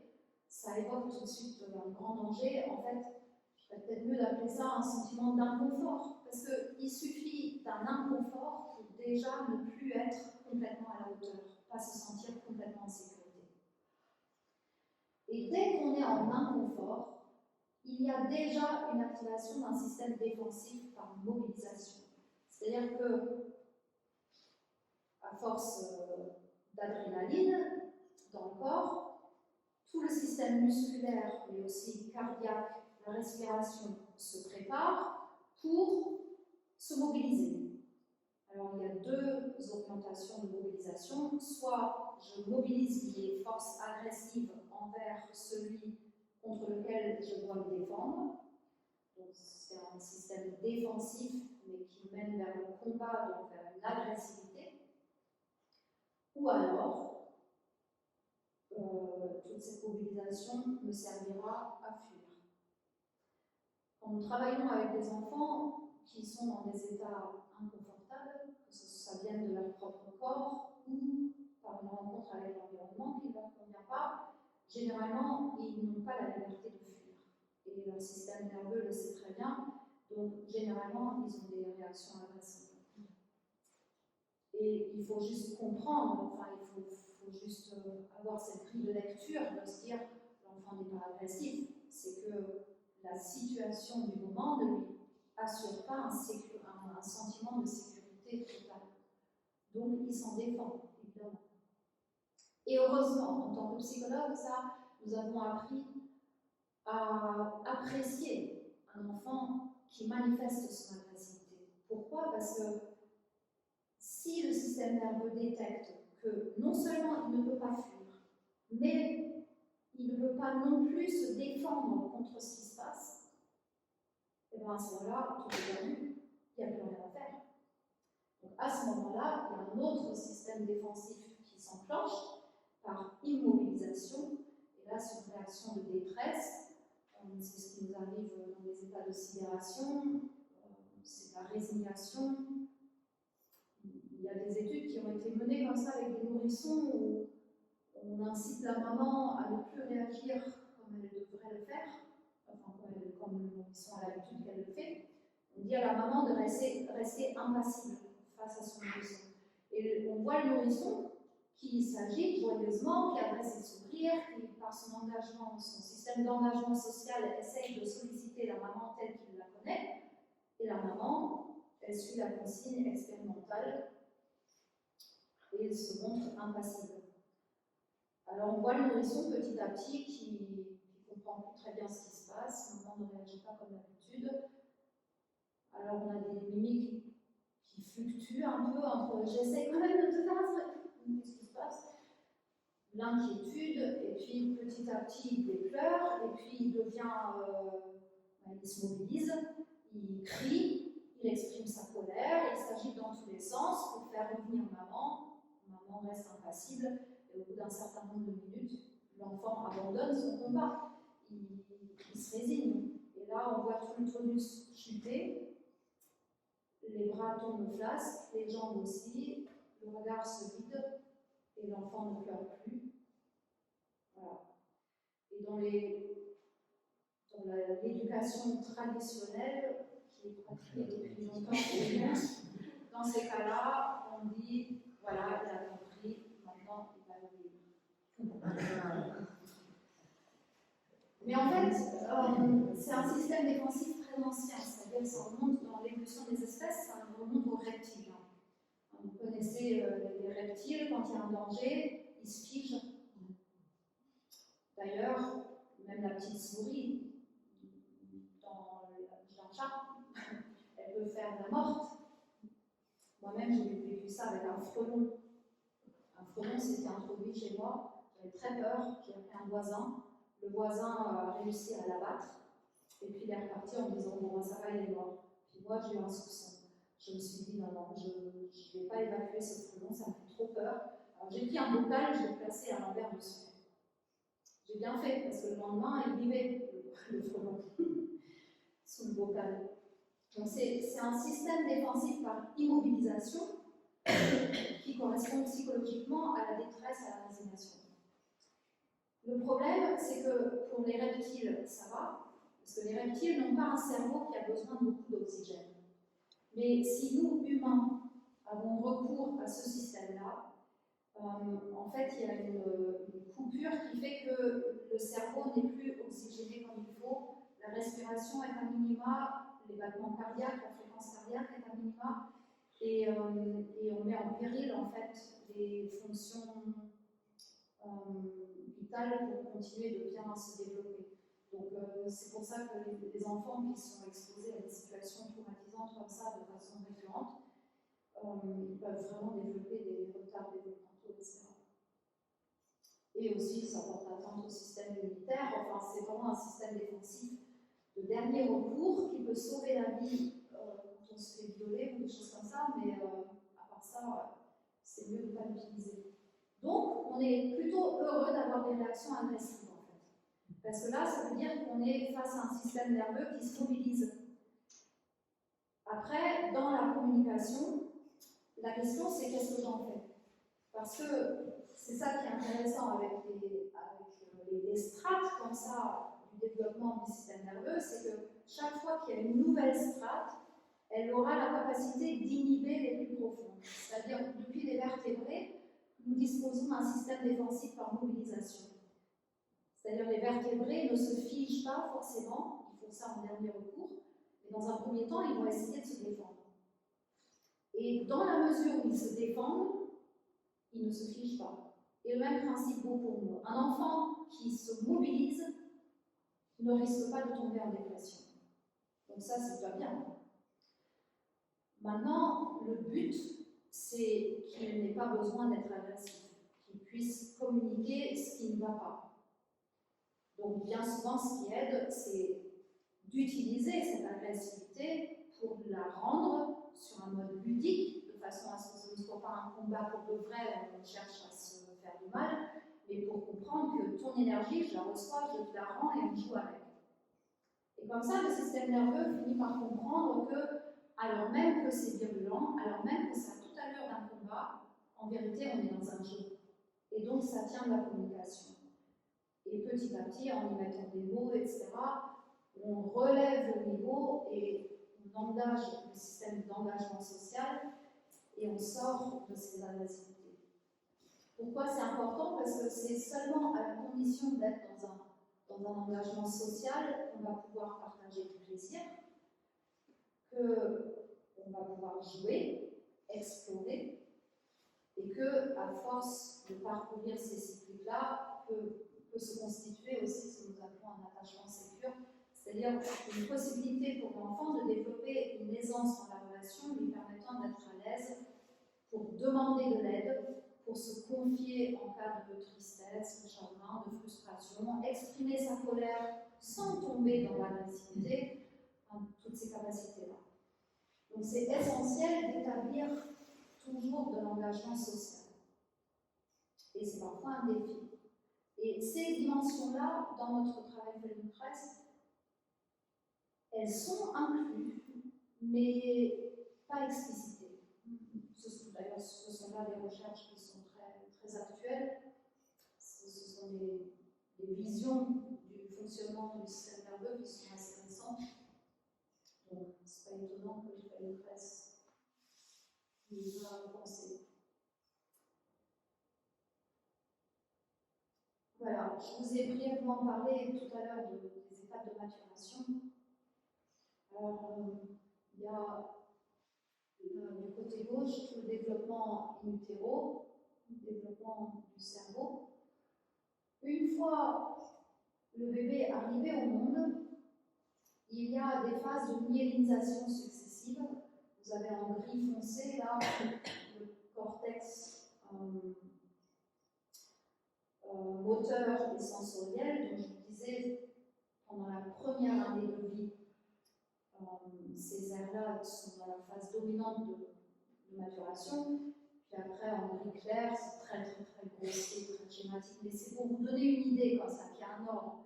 Et ce sur quoi je voulais attirer l'attention, c'est que dès lors que l'enfant est sorti du ventre, il y a cette maturation biologique, mais en même temps, l'enfant est engagé socialement. Donc, toutes les expériences d'interaction sociale que connaît l'enfant, que ce soit par la prosodie de la voix maternelle, que ce soit par le portage, qui est différent d'une maman ou d'un papa, c'est pas la même qualité de portage qu'on apporte. Donc, tout ça, ça rentre dans la communication. Et d'ailleurs, les enfants s'adaptent très rapidement à ces différentes qualités.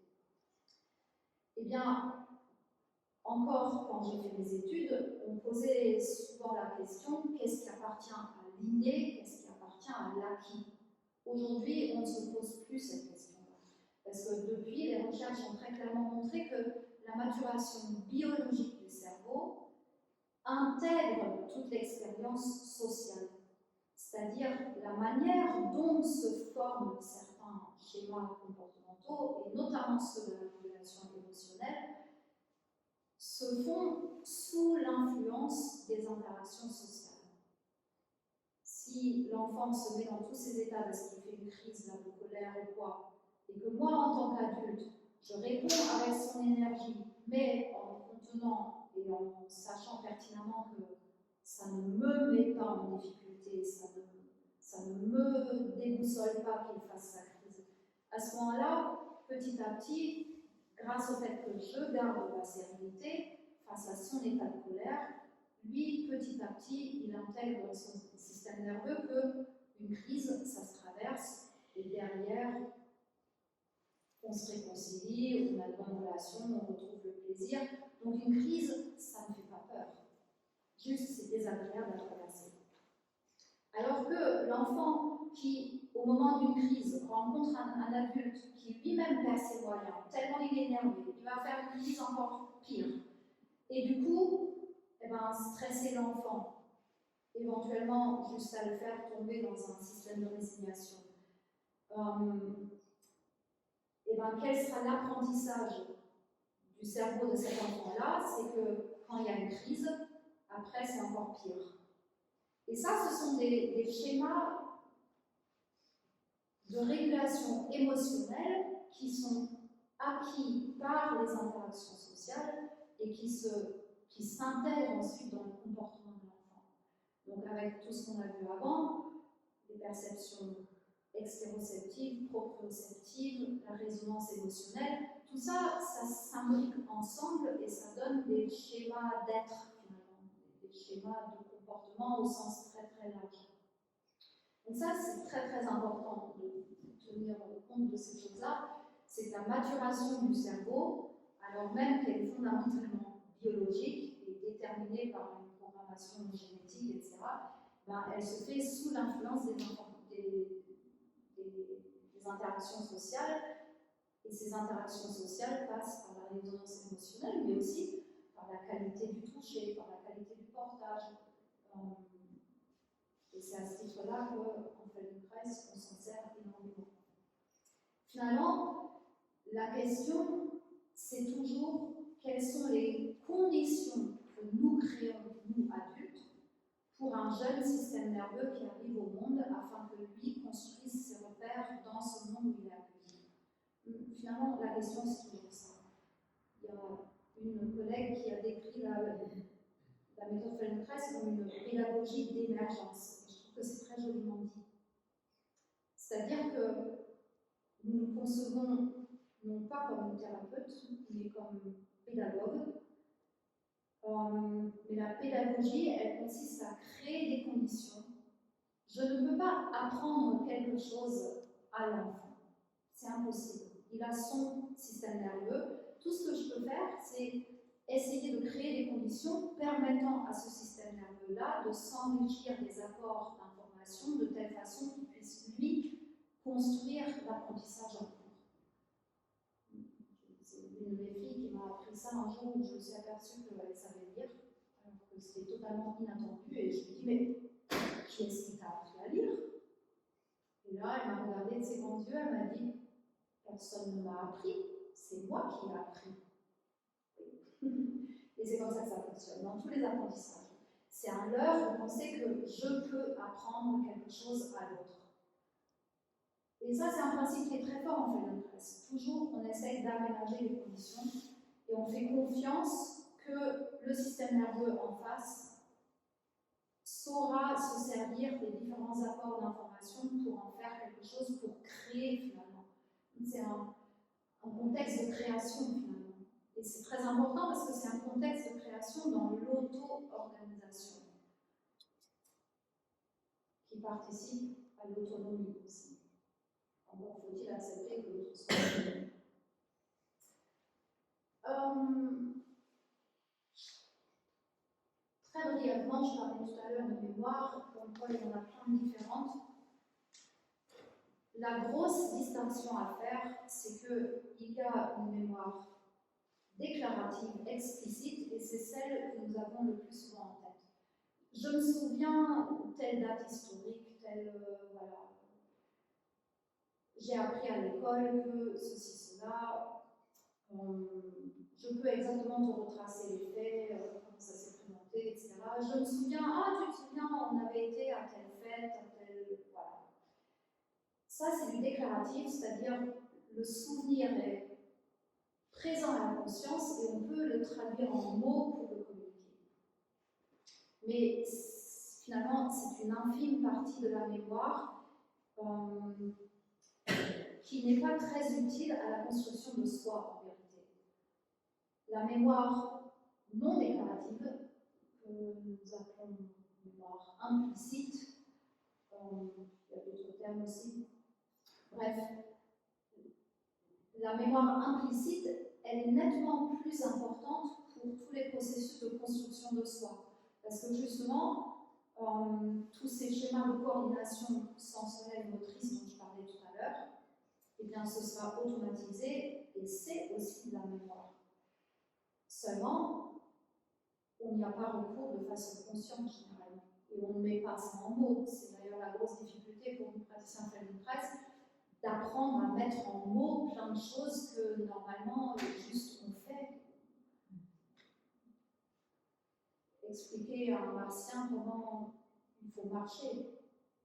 C'est pas si simple d'expliquer par des mots comment il faut s'y prendre pour organiser un mouvement de marche. Ça, c'est un gros défi en fait de savoir décortiquer en mots ce que habituellement, juste on organise dans le faire.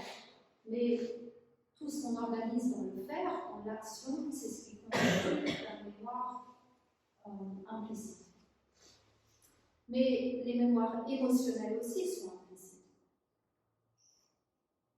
Donc bref, ça c'est un petit, juste pour dire que la mémoire, en fait, il y en a beaucoup. Et ce qui est peut-être quand même important, c'est que tout ça, ça commence par justement les interactions sociales que vit le nourrisson, où très vite il apprend à s'adapter. Quand maman vient m'attraper, si je m'allonge un peu dans ce sens, comme ça je me love mieux dans ses bras et c'est confortable.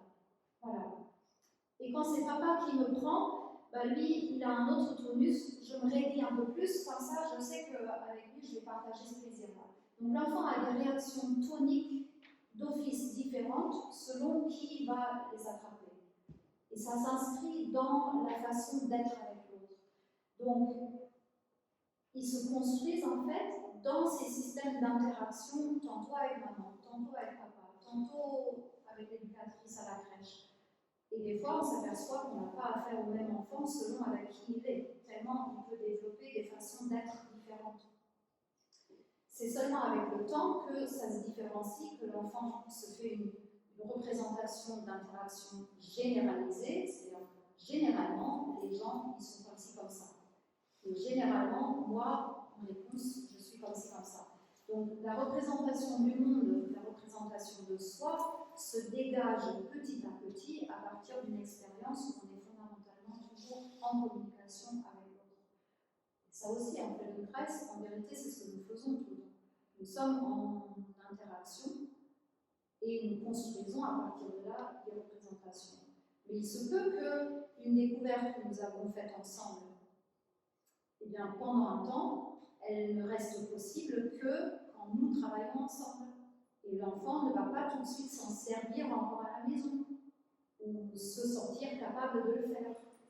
D'ailleurs, ça c'est un grand classique aussi, Vygotsky a appelé ça zone de développement proximal, c'est que l'enfant peut être capable de quelque chose à condition qu'on y soit et qu'on le regarde, par exemple. Et parfois, les adultes ne comprennent pas, et alors on voit l'enfant, mais tu sais faire tout ça, débrouille-toi. Et l'enfant exige, non, je veux que tu me regardes. Parce que c'est grâce à ce regard qu'il se sent capable. L'étape préalable, c'est qu'on l'aide. Parfois, il n'y arrive pas, et puis, par exemple, fermer les chaussures. Tu n'y arrives pas. Tu veux que je t'aide? Oui. Et sitôt que j'approche ma main, il le fait. Parce qu'en fait, il sait le faire. Mais il sait le faire à condition que je me rende disponible pour l'aider. Sitôt que je refuse de l'aider, il ne saura plus le faire. Donc, il y a des graduations comme ça. Et ça se construit dans la communication, dans le partage de l'expérience. Voilà, ça c'est l'autre terme qu'on utilise aussi, la mémoire procédurale. C'est tout ce qui relève du savoir-faire, finalement. Et ce qui est intéressant à savoir, c'est que la mémoire procédurale, elle est plutôt logée dans l'hémisphère droit, alors que la mémoire déclarative, qui permet de mettre en mots, utilise le langage, elle est davantage située dans l'hémisphère gauche. Et c'est tout un chemin de relier l'un à l'autre. Classiquement, les enfants, quand ils ont 2 ans, ils savent très bien répéter tous les interdits. Il ne faut pas prendre ça, il ne faut pas toucher ça, etc. Et ils se le disent les uns les autres. Régulièrement, les éducatrices sont déconcertées en disant ils répètent les interdits à tout le monde, mais jamais ils les respectent. Oui, il y a une bonne raison à ça, parce que répéter l'interdit, c'est du langage, hémisphère gauche. Appliquer l'interdit, il faut que ce soit enregistré dans la mémoire procédurale. C'est une longue organisation avec des inhibitions, etc. Donc l'un et l'autre, effectivement, ne fonctionnent pas d'office ensemble. Il faut les mettre ensemble. Et ça se passe pour l'accompagnement dans la communication. Et ce qui est intéressant, c'est de se rendre compte que la mémoire procédurale elle est logée dans l'hémisphère droit, là où il y a aussi les mécanismes de résonance émotionnelle et où confluent aussi toutes les informations du corps propre pour constituer un schéma corporel, c'est-à-dire la représentation de soi. Feldenkrais a appelé ça l'image de soi. Donc, la partie que nous travaillons en Feldenkrais, c'est essentiellement celle-là. C'est du côté procédural. Mais qui est une base fondamentale pour le déclaratif. On en parlait tout à l'heure, parce que les enfants peuvent apprendre des mots, peuvent répéter des mots, ils peuvent avoir un développement cognitif. Tant que c'est pas mis au service de l'action ou encore de la communication, ça reste un peu disparate. C'est pas intégré fonctionnellement. Ce sont là aussi des fonctions différentes qui peuvent se développer jusqu'à un moment, mais à un moment donné, il faudrait que ça prenne sens, que ça aille ensemble pour être fonctionnel. Donc la base, elle est procédurale. Le déclaratif, c'est un peu comme une clé de voûte qu'on met dessus. Mais la psychologie, très longtemps, ne s'est adressée qu'au déclaratif et on ne peut pas, en fait, construire des fonctions cognitives tant qu'on n'a pas construit les principes de construction à travers le procédure.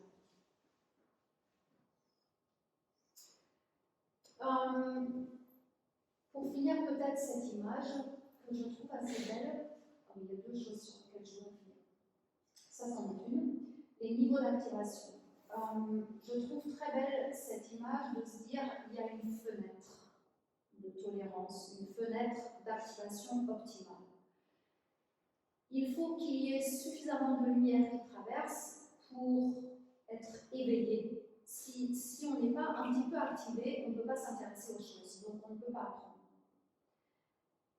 En même temps, pour certains enfants, et d'ailleurs pour certains adultes aussi, dès qu'il y a un peu trop de lumière, c'est déjà trop violent. Et à ce moment-là, on n'est pas réceptif à quelque chose de nouveau, on n'est pas capable d'entrer en interaction, d'activer son système d'engagement social. Donc c'est important que cette fenêtre de l'attention, une fenêtre de tolérance, soit ouverte, mais pas trop. Donc, à certains moments, quand il y a un risque de surstimulation, il faut aussi savoir tirer les rideaux. Et cette fonction-là, la plupart des enfants ne l'ont pas. En tout cas, pendant tout un temps. C'est quelque chose qui s'apprend, et ça s'apprend par la co-régulation, c'est-à-dire que ça, c'est l'adulte qui doit tirer les rideaux pour empêcher qu'il y ait trop de lumière sur le berceau de l'enfant. Et c'est très réel quand il s'agit d'un nourrisson, d'un tout petit. Mais au sens figuré, ça reste réel tout le temps.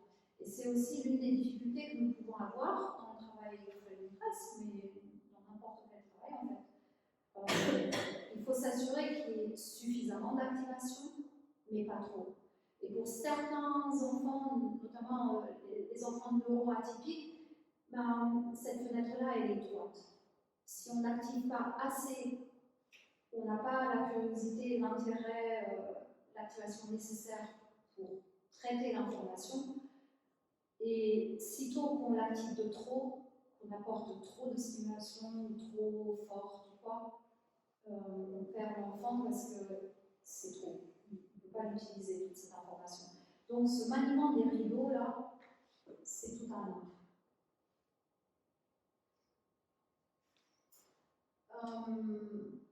Je voudrais attirer l'attention, oui, sur le jeu. Alors, j'ai parlé un petit peu tout à l'heure des dynamiques émotionnelles, c'est-à-dire des sphères plus profondes dans le cerveau. Il y a des recherches qui ont montré qu'il y a un certain nombre de systèmes de motivation qui nous incitent à agir. Quand je travaille avec un enfant, la question c'est toujours à quel système motivationnel je m'adresse. J'étais très surprise moi-même de comprendre à travers ces recherches-là qu'il y a un système motivationnel commun à tous les mammifères qui est dédié au jeu. C'est-à-dire, nous sommes programmés pour jouer. Et jouer, ça englobe grosso modo deux choses. C'est ce que je disais tout à l'heure, un thème à variation. À partir d'un thème, je cherche plein de possibilités différentes et je joue avec ça. Et l'autre axe du jeu, c'est la dimension sociale. C'est que généralement, jouer, ça ne se fait pas tout seul. Ça peut se faire tout seul plus tard dans le développement.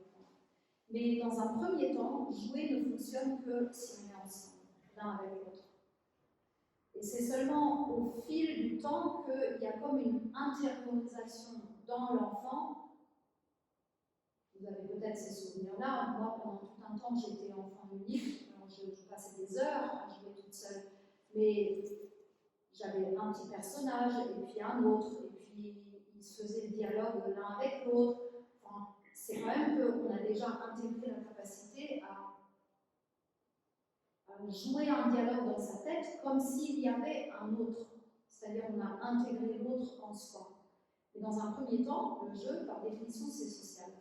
Et souvenez-vous, dans la mesure où c'est social, les gestes qui paraissent agressifs peuvent être traduits en jeu et être portés à la dimension de l'engagement social. Donc c'est quelque chose d'absolument fondamental.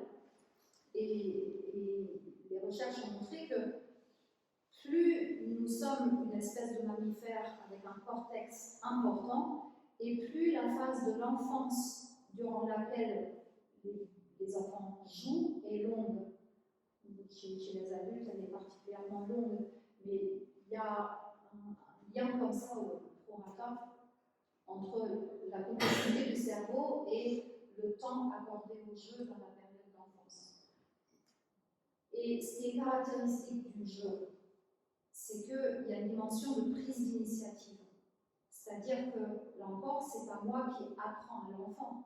Je fais des propositions, mais je propose, tu disposes. C'est toujours l'enfant qui doit prendre l'initiative. Et des fois, ça veut dire que dans une séance Feldenkrais aussi, mais c'est métaphorique, parce que ce que je vous raconte de Feldenkrais, finalement, je l'introduis dans tout plein d'activités.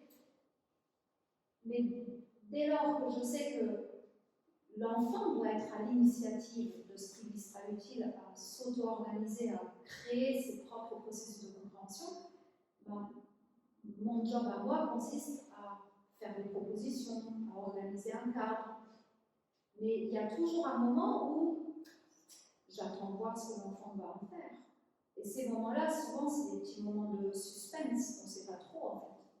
C'est insécurisant. Et c'est peut-être là aussi que souvent les gens me renvoient, tu n'as pas la même façon de faire, tu n'as pas la même approche, tu n'as pas le même regard. Parce que oui, il faut gérer sa propre angoisse. Qu'est-ce qui risque de se passer? C'est-à-dire que je n'ai pas le contrôle de la situation. Je ne peux contrôler que ce que j'amène moi. Et je ne peux pas contrôler ce que l'autre va en faire. Donc je dois, moi, être en confiance que cet enfant-là, il finira par faire quelque chose de ce que je propose. Et peut-être qu'il va faire quelque chose de complètement différent de ce que j'avais dans l'idée. Et dans ces cas-là, il faut que je le suive. Donc ça, oui, c'est peut-être bien une grande différence. En tout cas, c'est ce qui m'est souvent renvoyé. Et c'est une histoire de confiance, en fait. Et de conviction, enfin, là, de connaissance. Je sais que le système motivationnel du jeu existe. Donc, je l'utilise. Et oui, ce qui différencie le jeu du travail, c'est l'absence de produit final. Ça aussi, c'est essentiel. En Feldenkrais, nous travaillons avec des processus. C'est la mémoire procédurale. Il ne s'agit pas d'obtenir un aboutissement, un produit final, d'atteindre un objectif. Et ça aussi, c'est très différent de tout un tas de méthodes où on se donne des objectifs et on va chercher à les atteindre. Je disais tout à l'heure, Feldenkrais, c'est une pédagogie de l'émergence. J'organise un cadre et je fais confiance que le système nerveux en face fera quelque chose de tout ce que j'ai proposé. Et s'il ne le fait pas, c'est peut-être que je n'ai pas tout mis en place. Alors je peux continuer de réfléchir, qu'est-ce que je peux encore amener comme information qui sera peut-être utile. Mais comme je disais, il se peut que l'enfant crée quelque chose à partir de cette situation de rencontre qui sera complètement différent de ce que je pensais moi. Et on ne sera pas dans un produit final et certainement pas dans celui que j'aurais décidé d'avant. Ça ne fonctionne pas comme ça. Ça ne veut pas dire que le jeu manque de finalité. Parce que quand même, le but, malgré tout, c'est qu'il y ait une construction d'intégration fonctionnelle. C'est-à-dire des apprentissages qui s'imbriquent avec d'autres, et petit à petit, ça devient de plus en plus intéressant, de plus en plus varié, de plus en plus adaptable, et c'est là qu'on retrouve cette fameuse flexibilité mentale, c'est-à-dire plus l'enfant se découvre de possibilités d'action, et plus il pourra aussi s'adapter, s'ajuster, réagir de façon spontanée, à l'aise dans la relation, etc. Donc il y a cette finalité développementale, mais il n'y a pas telle compétence à acquérir, tel objectif à atteindre, parce que neurologiquement, c'est pas comme ça que ça se met en place. Donc on le respecte. Et pour finir, un principe de maturation biologique. Je vous ai parlé de ces différentes phases de maturation, dans différentes aires cérébrales, etc. Alors, qu'est-ce qu'on entend par maturation biologique? On peut l'entendre de différentes façons. Là, j'ai choisi cet angle de vue. Si? C'est que toujours, une phase de maturation se caractérise par deux phases successives. Il y a d'abord une prolifération, c'est-à-dire que les neurones développent énormément de dendrites dans tous les sens, leur permettant de se rencontrer. Ils sont représentés là par des petits cercles bleus, et vous voyez tout petit là en rouge les dendrites. Dans une première phase, les dendrites se prolifèrent partout. Ça leur permet de créer des connexions avec tout plein d'autres neurones, de partout dans le cerveau. Maintenant, il y a l'expérience. Comme je disais tout à l'heure, la maman qui relève toujours son enfant tout droit, ou l'autre maman qui le relève en le roulant par le côté. L'enfant, le système nerveux de l'enfant fait des statistiques là-dessus. Et il se rend compte que 8 fois sur 10, il est relevé de cette façon-là. Bonne soirée. Merci. Chaque fois que des neurones sont activés en même temps, il y a un renforcement des connexions qui les réunissent. C'est ce qu'on voit apparaître là à la troisième étape. Ce sont des voies qui sont frayées et qui sont réutilisées et réutilisées. Quand on revit le même type d'expérience, les mêmes neurones sont activés, et ça c'est une loi physiologique absolument merveilleuse. Dès que deux neurones sont activés en même temps, ils fondent une connexion. Quand ils sont réactivés, encore. Et ça se consolide comme ça. Donc, parmi toutes les connexions qui existent, après la prolifération, il y en a certaines qui seront renforcées par l'expérience d'utilisation. Et c'est l'utilisation sensorielle, parce qu'on a été stimulé, et aussi de l'utilisation motrice, parce que soi-même, on a été à l'initiative. Et là arrive la deuxième période de cette phase de maturation biologique, c'est ce qu'on appelle l'élagage synaptique. C'est-à-dire, au bout d'un certain temps, le cerveau décide que toutes ces connexions qui ne servent pas à grand chose, puisqu'elles ne sont jamais activées, eh ben on va s'en débarrasser. Comme ça, ne reste que celles qui ont été activées et consolidées.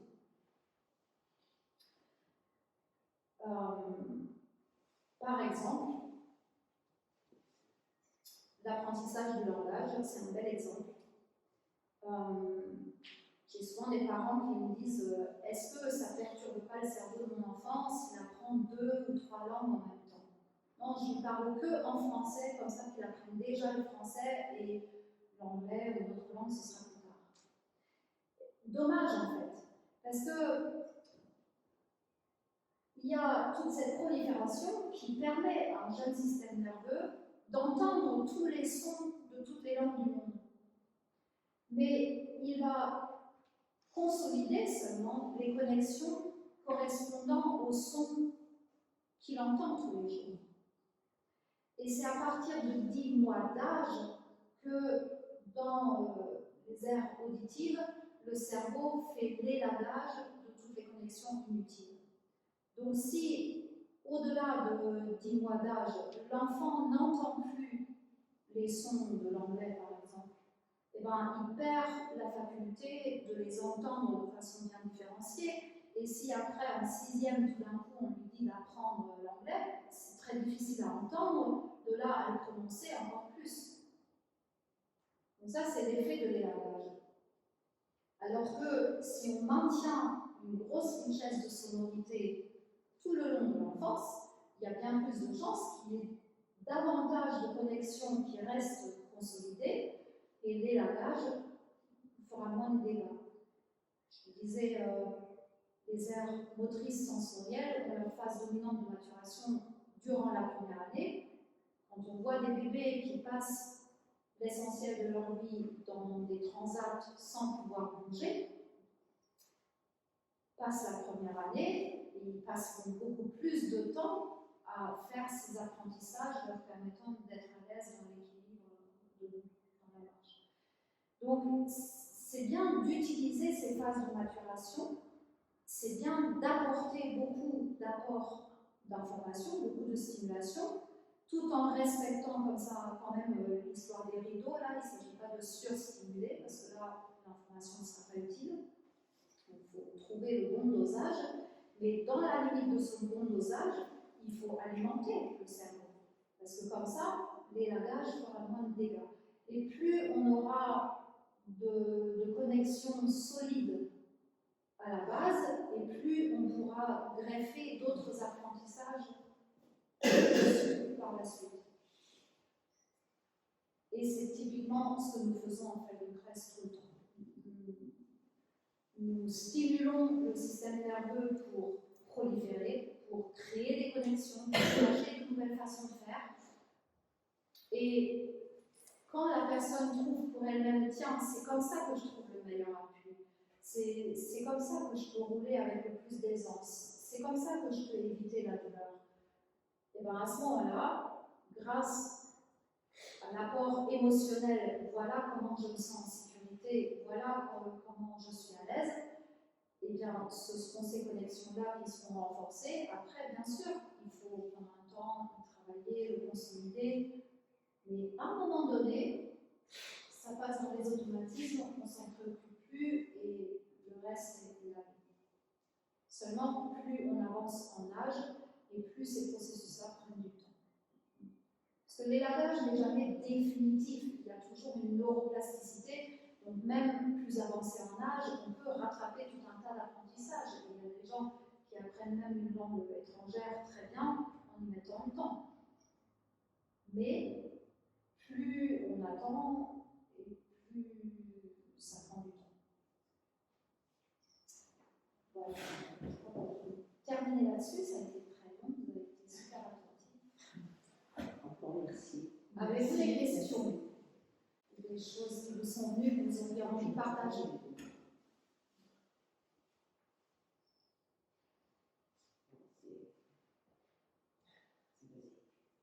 C'est Je dis c'est logique. logique. Oui, c'est très logique.